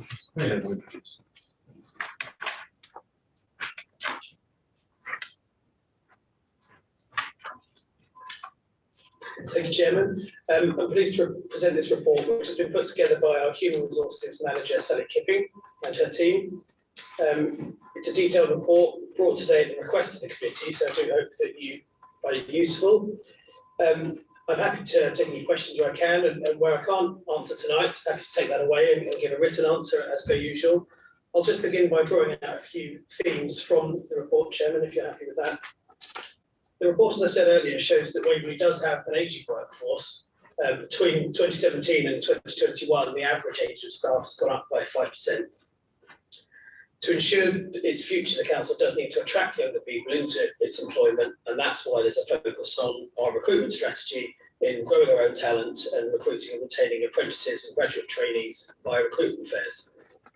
The report sets out the way that we've been, what we've been doing to support the council staff to work in an agile way, we've just been discussing, as well as allowing the council to make savings and efficiencies and how it works. Having a strong and thought through agile working offer will help us to attract younger staff and close the gender pay gap.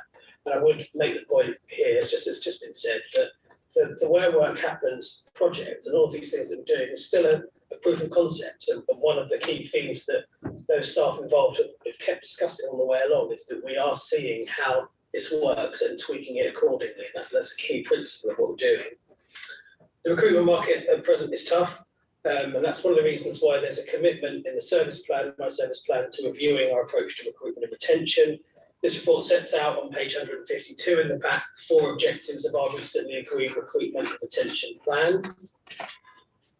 The report also sets out data in respect of sickness and sickness absence, And a key takeaway from that for me is that the levels of absence as a result of mental health issues, which did spike a little for reasons we can probably all guess, is significantly lower in 2021 and 22 than they were in 2020-21.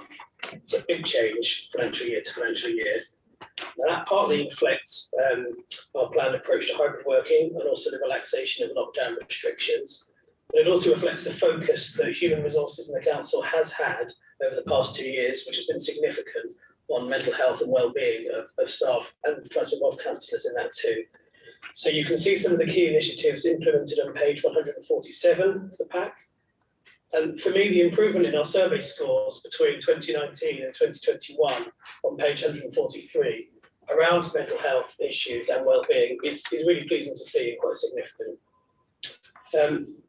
I was very interested in the word cloud on page 150. This was generated from the July 2021 engagement survey question, where we asked staff to describe the council in 3 words. And it's quite a good visual piece, that one. So there are some things to tackle in that list. The words frustrating, old-fashioned and bureaucratic are within that word cloud, but there's also some things to really celebrate within there. Forward-thinking, flexible, friendly, supportive, inclusive. These are some of the things that staff are telling us that are the words they identify with when they think about working here. Final sections of the report look at turnover, which is on the rise, as we've discussed, and also performance management, which we've also discussed. The report refers to a new appraisal system that was introduced in April of this year. I'm pleased to report that new system, which was developed with the support of business transformation, is working well. We're having good feedback from it. Importantly, we are achieving a much more consistent and higher rate of appraisal objective setting across the organisation, which is exactly what we intend to do with it. So that's my introduction, Chairman. Happy to take any questions. Thank you. Thank you very much. Well, thank you for a pretty comprehensive introduction. I found it very interesting indeed. Could you have a look at page 153 and just comment on the, in my mind, slightly worrying high figure of 3.2% in the 16 to 18 years of service category. Probably comments on why you think that is and whether we're trying to do anything about it. Yeah. I think that refers to, the reason that's in there is because we have a large proportion of people between ages 40 and 60, and then that bump moves through and people retire at that point. There's also something there that we also need to dig into more, Chairman, around why we appear to lose people often within the first 4 years of working here, and then if we don't, they will stay here for a long time. So there's a bit of a split between staff who establish themselves at Waverley and then stay, and those who stay for a shorter period of time.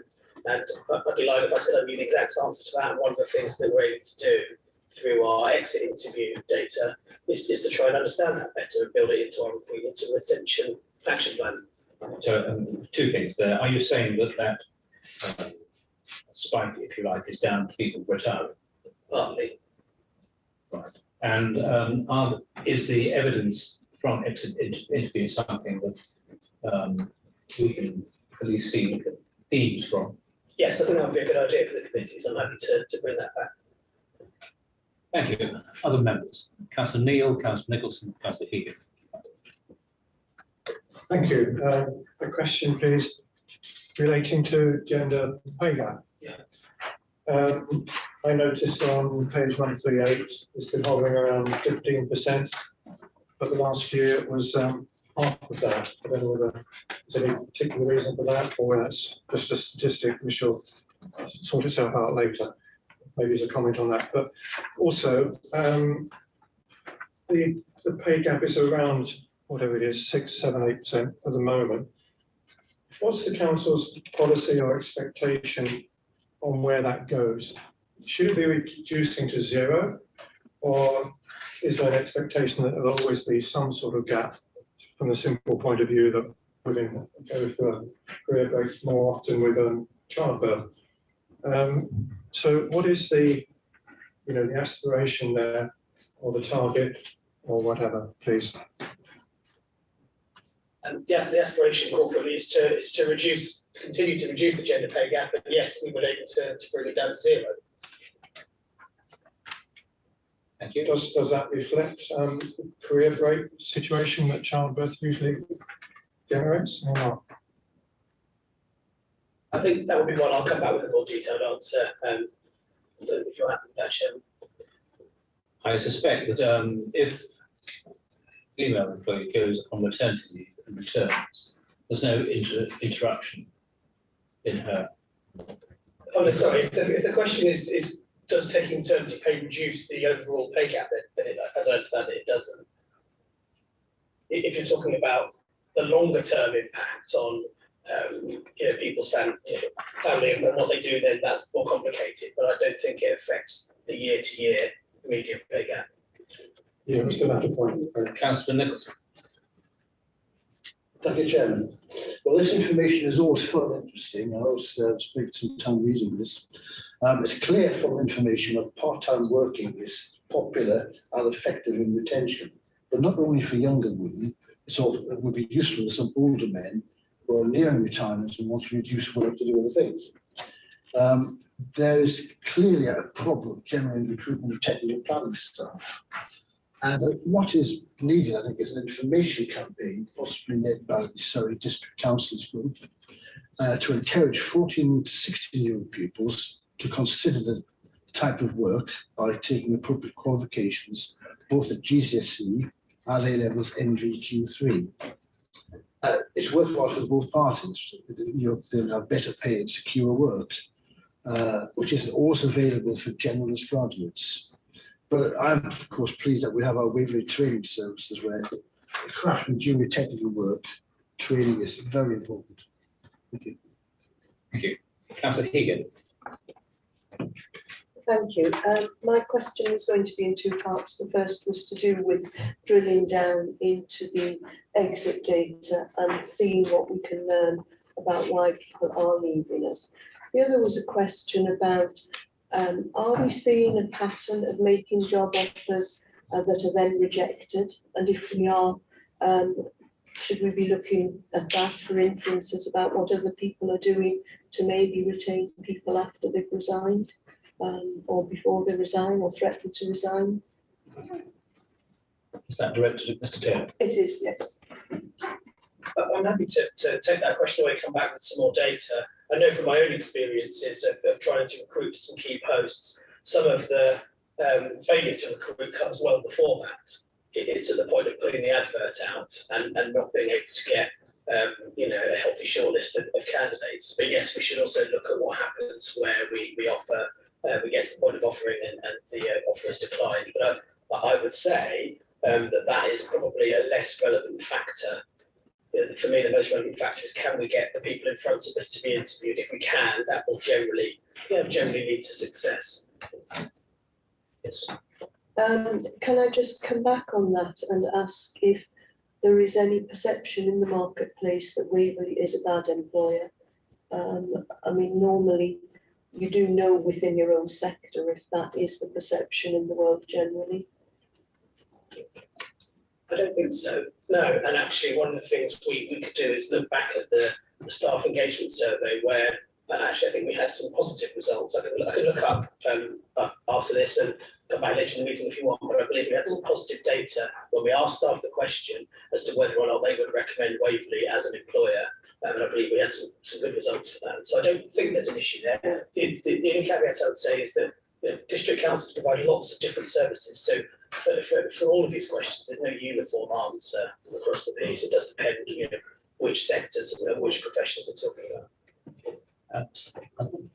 So just to clarify, I think that my point is that there's often a difference between perception and reality, and that you can be actually good. And I do think that the word map is terrific, but is that seen by the outside world, the pool of people who we might want to respond to our advert? And I don't know if there's any way to address it, but I think it would be worth knowing if that is something that exists. And so could I suggest that for the September meeting, one of the things we might ask for is to have a paper on exit interview findings. In particular, interested to know whether the collaboration is having a positive or negative effect. And the other points Councillor Heaton was made, I think, that understanding what the experience of trying to recruit in this marketplace in some detail would be useful for this committee. Yes, happy to, Chairman. Thank you. Thank you. Councillor Howard. Yes, on page 137, just highlighting a concern about the change of grade and the higher grades. We've been very underrepresented or not represented at all. I think it's quite confusing that on page 136 we've got the females in red and the males in blue, and then right next door we've got it switched the other way, which doesn't help when you're trying to check it out. I think we're trying hard not to be colorism. Colorism. Colour discrimination, yeah. But is there some way, obviously it's been recognised and there's been some measures put in to try and address that issue, but I think it's something we do need to keep an eye on. Well, I It's not suspect, great reading. I mean, local authority jobs may well, in certain areas, be much more attractive to women, especially those with family responsibilities who appreciate the greater flexibility. I mean, having grappled with trying to get planning information, realising how many of those very important roles are done on a part-time basis. They're some of the most experienced officers that we have, but working that way suits them. If we didn't have that possibility, it might make it even more difficult to recruit that itself, which is probably our most high-profile problem because of the impact upon the planning public. I mean, Chairman, if I may, I would just want to, agree with those comments that there is some. It is quite noticeable. Those two blocks of red there, underneath the first block where there's blue and red, and within the report we've picked out some of the actions that we're undertaking to try and improve that in the future. I think the thing to say is that as we watch this over the next few years, hopefully we will see some of that greater level of gender diversity in the blocks. Councillor Davidson, then Councillor Martin. Thank you, Chairman. As an OAC who probably was from that generation which put their work-life balance more towards work, is there a element of HR's activity to try and maintain staff despite the fact they may have reached pensionable age? And my worry is here, when you get to that age, you work a lot with the organisation and have a substantial amount of insight into how it works and how it functions efficiently. And it's a shame to lose those kind of staff. Yes, Chairman, we absolutely do. So we have flexible retirement options, but also our flexible working options. I mean, we've been talking a bit about young parents or parents in general, and how flexible working practices can be beneficial to them. Flexible working practices can be beneficial for people across the age range, and one age profile will be people in their later years. So I absolutely agree. And part of the retention strategy is about keeping knowledge and wisdom within the organisation and not losing it when we don't need to. Right, thank you. Any other comments? Councillor Martin. Thank you. 2 points. Firstly, page 146, sickness absence, and the top 5 reasons. I am intrigued, and this was mentioned earlier, to see the reporting of mental health issues causing working days to be lost to be cut in half during the course of the last year. I find that quite extraordinary. And the speculation, of course, is that working from home is perhaps a healthier thing which produces mental health stress. That's, I think, extraordinarily interesting. But my main point is really centred on page 150 or 152, and that really concerns me again to return to performance of officers, officer performance and productivity. I see this in on page 150, there is a comment about officer performance drawn from previous surveys with 81% of staff feeling they can do their job to a satisfactory standard at home. That still leaves 19% saying that it's the other way around. 74% of officers feel they're as productive at home as in the office. That still leaves 26% the other way around. I just believe that perhaps on page 152, a fifth item ought to be added, that we would want to ensure seamless officer performance and productivity with changed styles of working. And I think that that's quite an important thing to keep a focus on as we go forward. So are you making a specific proposal? Well, I would wish for the committee to consider that seriously. I think it's a very serious point, and it's something which we just need to maintain our focus on behalf of our residents. Thank you. I mean, any other comments on that? I think the idea is that the fifth aim should be to maintain performance levels despite changes to the mode of working. Is that basically it? That's it. Would we add that? This is the list for the recruitment and retention action plan. Yeah. I'm not sure it fits there perfectly, but you're absolutely correct, Councillor Martin, that it's keep us all doing. So the stuff in the report that talks about where work happens and the stuff that Tom was saying around the fact that we delayed our agile working approach whilst we put together hybrid leadership, hybrid performance management focus. That shows that we do have that focus on performance. Whether or not that's a route to increase recruitment and retention might be. If we assume that a productive workforce is going to be a happy workforce, then maybe. But it doesn't immediately seem to fit with the recruitment and retention plan that's presented in 4 parts on that page. Conceivably, an employer which makes it clear that performance monitoring is important and actually helps employees know how they're doing might not be entirely a bad thing.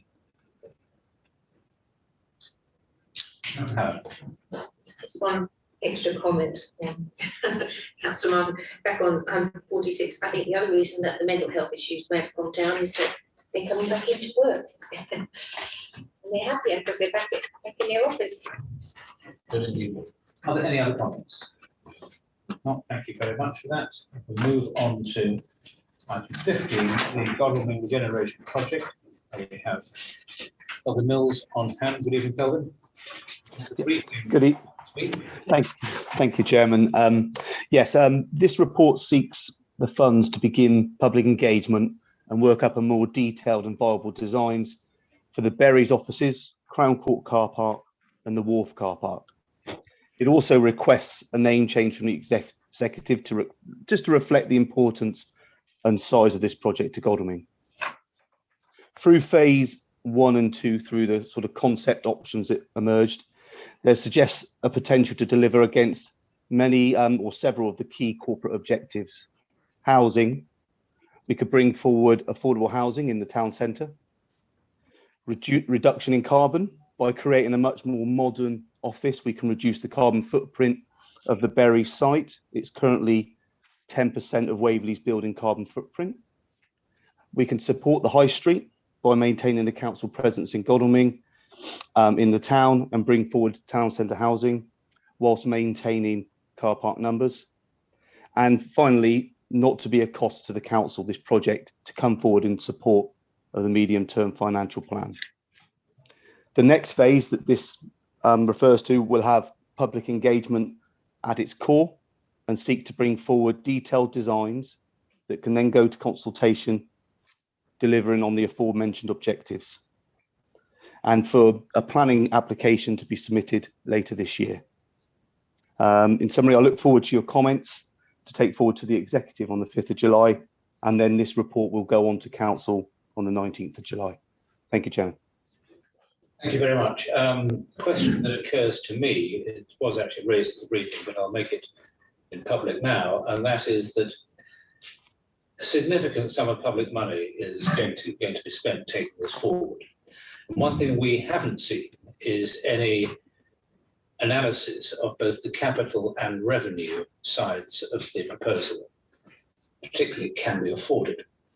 And I think both sides have to be obviously treated with the same amount of importance and the answers given in the right amount of detail. Now, I understand that there has been work with Montague Evans on this, When will it be possible for members of this committee and indeed the wider council to see how the financial side of this major project actually works out? Well, thank you, Chair. We're certainly aware of the revenue costs to maintain the berries, the heating costs that David alluded to earlier, and certainly the maintenance and the capital costs coming forward in the next few years. I feel to deal with the actual financial viability, I know Peter is in the chamber there at the moment. He may be able to give you a little bit more detail there, and then we can talk about timelines from there, Chair. Yeah, okay. You're absolutely right that the savings, I mean, whatever the new building would be expected to cost to maintain, should be deducted from the cost that we know this building takes, and that is a genuine positive cash flow to go into the mix. But there are other cash flows, both positive and negative, and we've seen no detail of those at all. And we have the portfolio holder for finance here and the head of finance. Do either of you want to comment as to when we can see some detail on those aspects?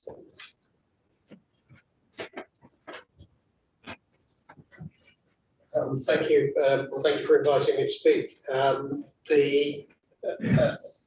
You'll be able to see, I think, the detail when we see it, when the phase 3 work has been done.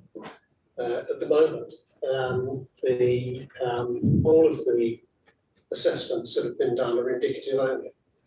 And as far as the financial viability is concerned, the approach that we've taken with Montague Evans is to view this based on a similar perspective that a private developer would do in terms of capital values.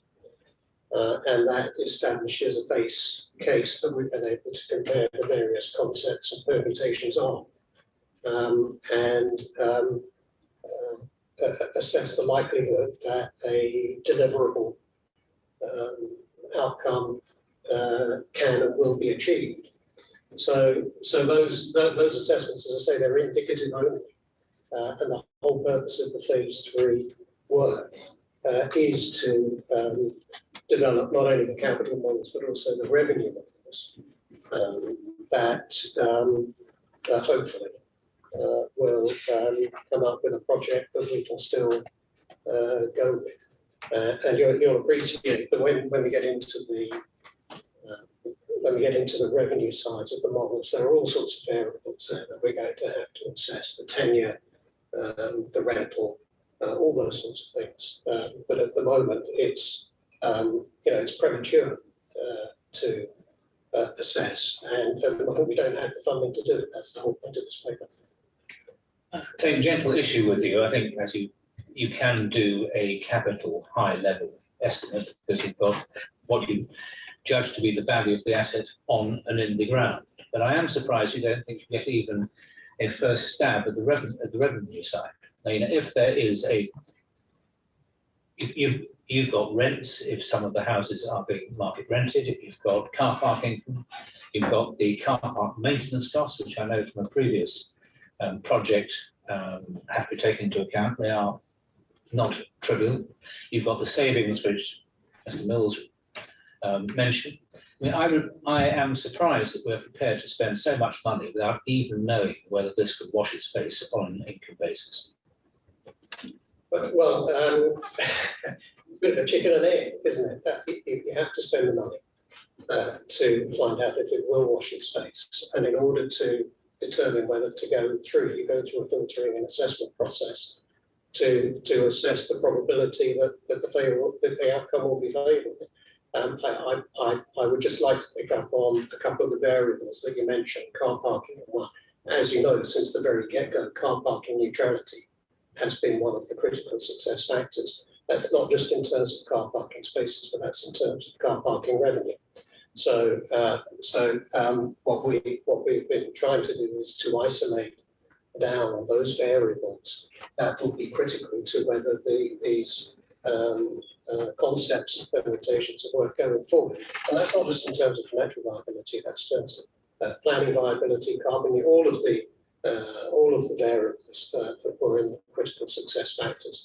There has been some work done on revenues, and I think it's probably fair to say that that's reassured us that whatever outcome we can come up with will be more positive in terms of our revenue profile here than the capital values that we're using as the surrogate at the moment.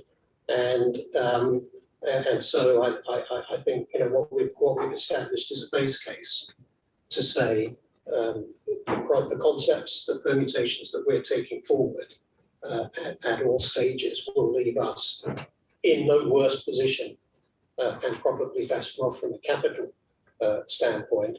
And of course, once you then factor in that we're doing it ourselves, we've got all of the cushion that a private developer would want to take out as a profit. It is probable, if not likely, that the revenue position will be even better for us than the capital position. And I'm sure Peter will probably want to correct everything I've just said, or at least that. So I'll ask him if he wants to add to that. Yes. So Chairman, we have looked at the revenue position. We've looked at it literally as high level because there's so many different permutations that are going, as Councillor Merriman has said, the 10 years of the rates, etc. We have looked at a high level. We did purely because we are just as interested in making sure that the long-term prospect beyond the putting the money in the ground to develop something is actually viable and supportive. So that we have looked at, but to share any of that now it's not going to be giving you much information at all, to be fair. It's also deviating away from the focus really is about the objectives. We've looked high level on these objectives. The numbers are working, but the focus really is about the car parking, the housing, and what we're actually trying to achieve there. It'd be interesting to see what you can share and make the point that multi-storey car parks come with much more significant maintenance costs than ground level ones, which is why the change is not completely neutral. Councillor Keegan, then Councillor Martin. Thank you. I did a request this morning for a copy of the Phase 2 checkpoint report, which is referred to in the report before us as having been under the other options section. I do feel I would like to see that report. I don't know why it's not been forwarded. Any comment? Councillor Egan, as Karen could say differently, all of that information has already been put forward. So you've had the HLM report.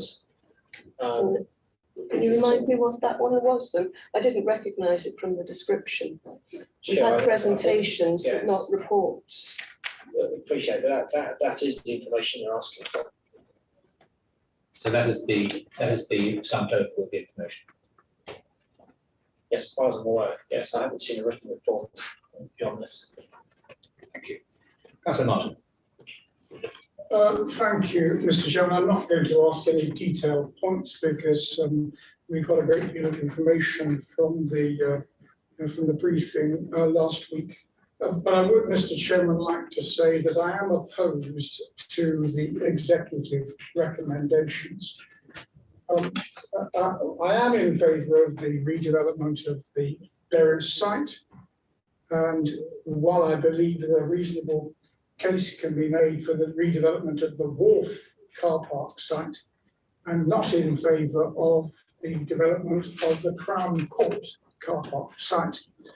And specifically, I oppose the building of houses or apartments on the main public car park in Godalming, and I oppose any reduction in the car parking provision there. I don't believe that a case has been made for housing to be built at the Crown Court car park other than the general assertion that we need more housing. The Crown Court car park provides 57% of the publicly available car parking provision in central Godalming. That's excluding the Berries weekend car parking. I don't accept that the assertion that Crown Court is an underutilised asset, although I've seen many of the numbers suggesting that it is. I think car parking will continue to recover to pre-COVID levels, and that will mean that any loss of car parking in Crown Court will be unacceptable. Housing development at Crown Court car park must inevitably lead to the loss or partial loss of the main car park environment, and the impact, I believe, on residents and in turn on local businesses will be very great, and I believe that to be unacceptable. I doubt many of the assertions and assumptions on which the administration bases its belief that the impact on parking provision can be contained. The administration also proposes the building of additional car park capacity at the Berries to alleviate any loss of car parking at Crown Court car park. That, it seems to me, can only mean a multi-storey car park, which would be close to the edge of the Godalming Conservation Area and overlooking the Lammas lands, which are an historic and natural, beautiful area of Godalming. I think such a development will be aesthetically and environmentally unacceptable and will diminish the ease of parking for residents, and I think all of those things make that to be unacceptable. So I have to say I don't accept, therefore, the proposal to spend £164,000 of taxpayer money, which is equivalent to an increase in council tax of 1.5% or more, what I believe to be a flawed scheme. Thank you, Mr. Chairman. Your comments? Councillor Howard, Councillor Heath. Only to say I'm in complete agreement with Councillor Morton. Councillor Heath. I was going to take an opposite view. I think the operative word is believe, and I think we've reached the stage where we need more facts, and that's what this recommendation will give us. Actually, where is the recommendation? Recommendation here is to agree to spend the money on phase 3. Well, I think yes. I think that's something which clearly there are differing views on this committee. Councillor Neal. I'd like to also express some concern on the car parking that's just been mentioned to my left. I prefer to see a sort of empirical approach in a way. If the car parks at the moment look reasonably used, which I imagine they are, I'd be a bit concerned if we're going to lose any of those spaces, especially in the Crown Court one. I think I haven't seen enough consideration of maybe what the future needs will be, because once you build on public realm, it's gone forever. What are the implications on future population? Do we expect there to be an increase in population? Maybe difficult to decide at the moment. And what are going to be the future needs from a community and retail point of view? All these are important factors in terms of making sure we don't lose public realm space. I just think that needs to be thought about a little bit more than perhaps it seems to have been. Maybe there's some effects in the other direction as well. If we've got more active travel and more bus use, maybe we need less car parking, but that's a bit of a gamble as well at the moment. So I'm just saying, I think there are some wider factors here which I think we need to ponder over very carefully. Thank you. Councillor Nicholson, Councillor Ells. May I should have done this earlier and welcome Councillor Ells to your full membership of the committee. Thank you, Chair. Then you first, and then the more experienced Councillor Nicholson. Thank you, Chairman, both for the welcome and the opportunity to speak.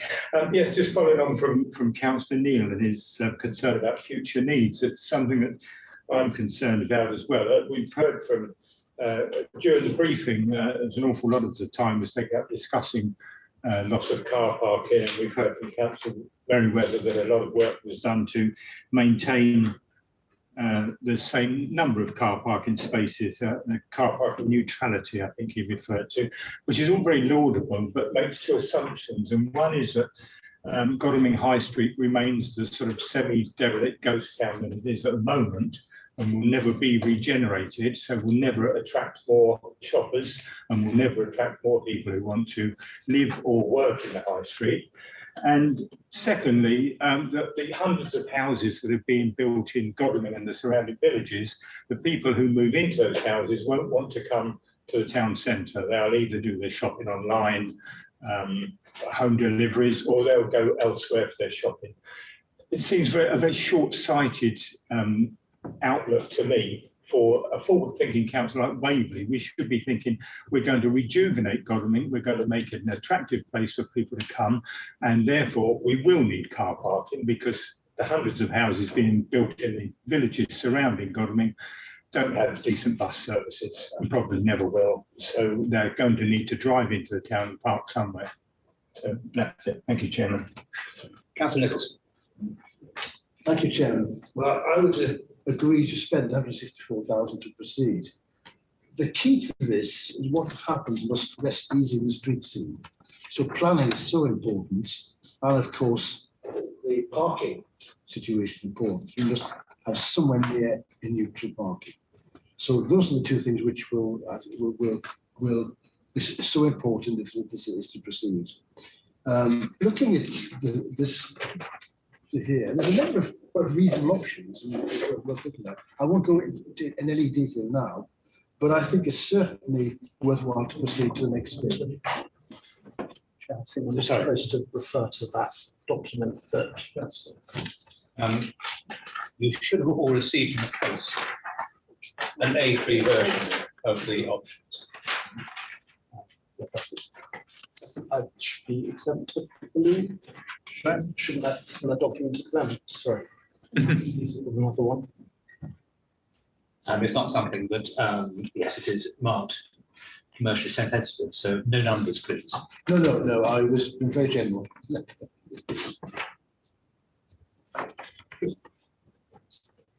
My own feeling is that if I could be assured that at this stage there's an adequate revenue case, I'd be much more sympathetic to spending £164,000.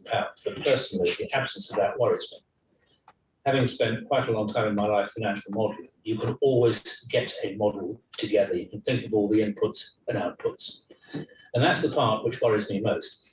And frankly, I would not be prepared to support this recommendation unequivocally, unless I could be assured that we would get that information. But at least see this as a decent start in life, that it can actually be made to pay. I think there are some major costs. Interest is just one obvious one. And the fact we've had no information whatsoever about the revenue side of this worries me. Certainly, I'd like to know. We have a recommendation. If I haven't got that piece of paper for some reason. The first recommendation agrees to change the name of the Berries Development Project to the Central Godalming Regeneration Project. Does anyone have any issues about that? Mr. Chairman, these are the recommendations that are intended to go to the executive. They're not for us to comment on, and not for us to be taking it individually. My concern is that all the cases that we see on the big spreadsheet involve the partial building upon Crown Court car park, and then there will be the consequent building of additional parking, including what would be a multi-storey car park on the Berries. I don't wish to see that. I wish to see an option included which would exclude that. Well, our job is just to comment on what is before us, and we can see what the two recommendations are. And I was just checking that the committee didn't have any huge views about names. Does that excite anybody? When it comes to these similar... Mr. Chairman, yes, it does, because by broadening it, it inevitably therefore includes the Crown Court car park, and I would prefer to see it left as the Berries. But on the substance, I think it would be useful if committee members could indicate whether, if they were in that position, they would support the recommendation and whether they would not. And we're in a position as a scrutiny committee to pass on our views, and I think it's important that we express them. So could those who would be in favour of the recommendation, were it their job to do it, please indicate? Let's change the name. Yes. Sorry? No. No. This is on the name. I don't think bothered anyone except Councillor Martin. But I may be wrong. If you'd like to indicate what you think about the name, please do. Are those happy with the recommendation to change the name? For those who are in favour of the or happy with the name change, kindly indicate. Thank you. That's about. And those unhappy? Now, the substantive recommendation which the executive is likely to make is about spending £164,000 on bringing this project forward. I'd be interested to know how many of the committee are happy with it as it stands, and so all those in favour of that recommendation, could you please indicate? Chairman, may I just ask? I think that I've registered to speak on this item. It's Councillor Hyman at home, working from home here. I didn't. Thank you. I'll bring you in a moment. I just thought that it would be best to do it the other way round, if it was proper to do it the other way round. I don't know, but you're the chairman. Councillor Hyman, no, just please be patient.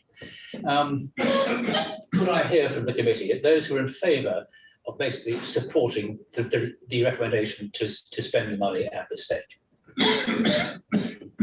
Right. And those who are not?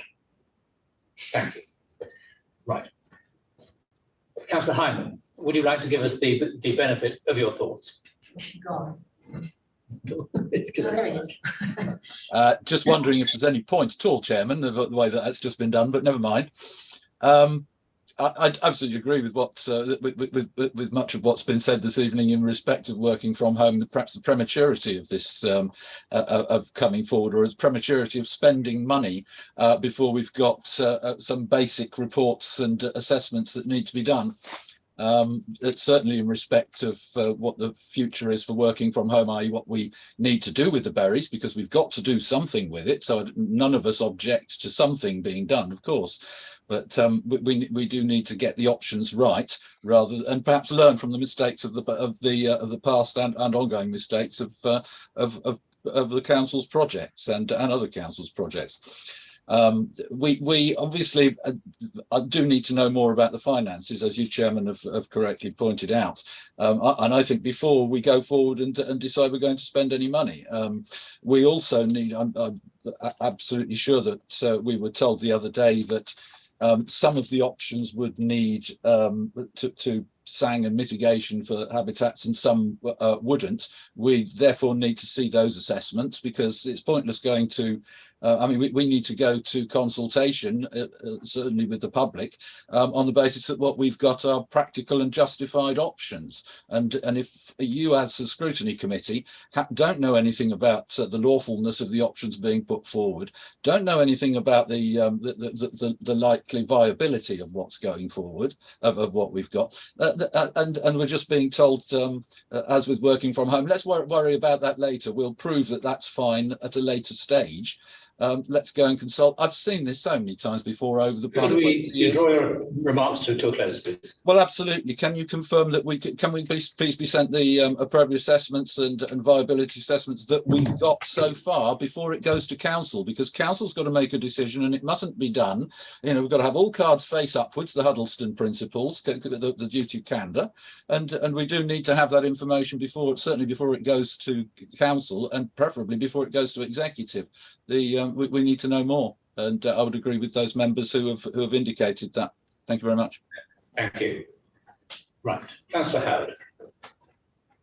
I think I also was disappointed we haven't seen a wider report on the visioning for Godalming. Yes, we need housing, but yes, we need a vibrant high street. Yes, we are building lots of houses, and we need a centre. Godalming is the centre for the council. There are times, and it came up with the debate about average car parking, and there are times when this town needs a lot of car parking for big celebrations, for big festivals and events. And I think moving forward in terms of looking at the work on regenerating our high streets, a lot of that will be a changed looking high street. And it's really important that the work that we're doing in the development of the place is also brought in here, so that we don't make a decision now that stops some of the more valuable visioning work that we need to do for our vibrant town of the future. Thank you. I think we've probably done this one fairly well. Councillor Merriweather, would you like to say something? Thank you, Chair. Listen, I recognise and sympathise with all of the concerns that have been raised this evening. But just in terms of the option to redevelop the Berries Council office without touching Crown Court in particular, since the very first study was done on this in 2018, it has been accepted and recognised from every angle that it will not be possible to fund the redevelopment of this building without some support, some funding support from another project. And the Crown Court car park development has been front and centre of that since then. The only distinction between us and the 2018 prospect is that we're proposing to do it ourselves and not sell it to a private developer today. I mean, there always were other options, such as basically we prepared to move from this site to another venue and just sell the site for redevelopment. Yeah, absolutely, which would be a disaster for Godalming. The absence of the council will be a disaster for Godalming. That's a nice quote. Right. Have you got a good note of the various comments made? I do. Good. Councillor Wilson. Thank you, Chair. My understanding of the whole situation is that we require this money to be put there so that we can go forward. And I just don't see that we are here doing anything that is going to do anything to what comes out of the consultations and what have you. We will have an opportunity after those have come in. But I believe at the moment we have got to say, are we going to stand still or are we going to go forward and find out what the result is? I think doing nothing or argue about little bits of this and little bits of that at this point in time is not helpful. I think we have to find out what the end result of all the consultations, all the advice we get, look at it, and then as a council say, yeah, we do like this, or no, it's horrible, go away and do it again. So I don't think we should be messing about detail too much at this point, particularly changing the name, which seems to me a total waste of time. Thank you, Chair. I entirely agree with that. I think the issue, if it was spending 25,000 to get all this information, no one would really blink too much. When you're talking about 164,000, I think one's entitled, as Resources Committee, to say, is that a wise use of resources? And really my plea is to have some idea of what the high level revenue analysis shows at the moment. I'd like to believe that this could work. I'm quite accept that to be a lot of imponderables, but I say I'm disappointed that we haven't had that information in front of us, and it leaves me feeling slightly unsupplied with useful information. Anyway, thank you all. Let us now move on to the annual scrutiny report. Microphones. Sorry. So next item, item 16, the annual scrutiny report. You've had a draft in front of you. Was it the one that was corrected with the changed in yes. What I did was basically to make more of it. I certainly felt that the relevant committee could have been more involved in scrutiny before the collaboration project took off. And I made that clear. But obviously it's a matter for this committee as a whole to decide what it thinks about various comments, although it's actually, as expressed to me very clearly, this is the officers' report on what has happened. The two chairmen have a foreword which they can put in their own views. But if you do have comments, please do make them, and if you don't, that's fine as well.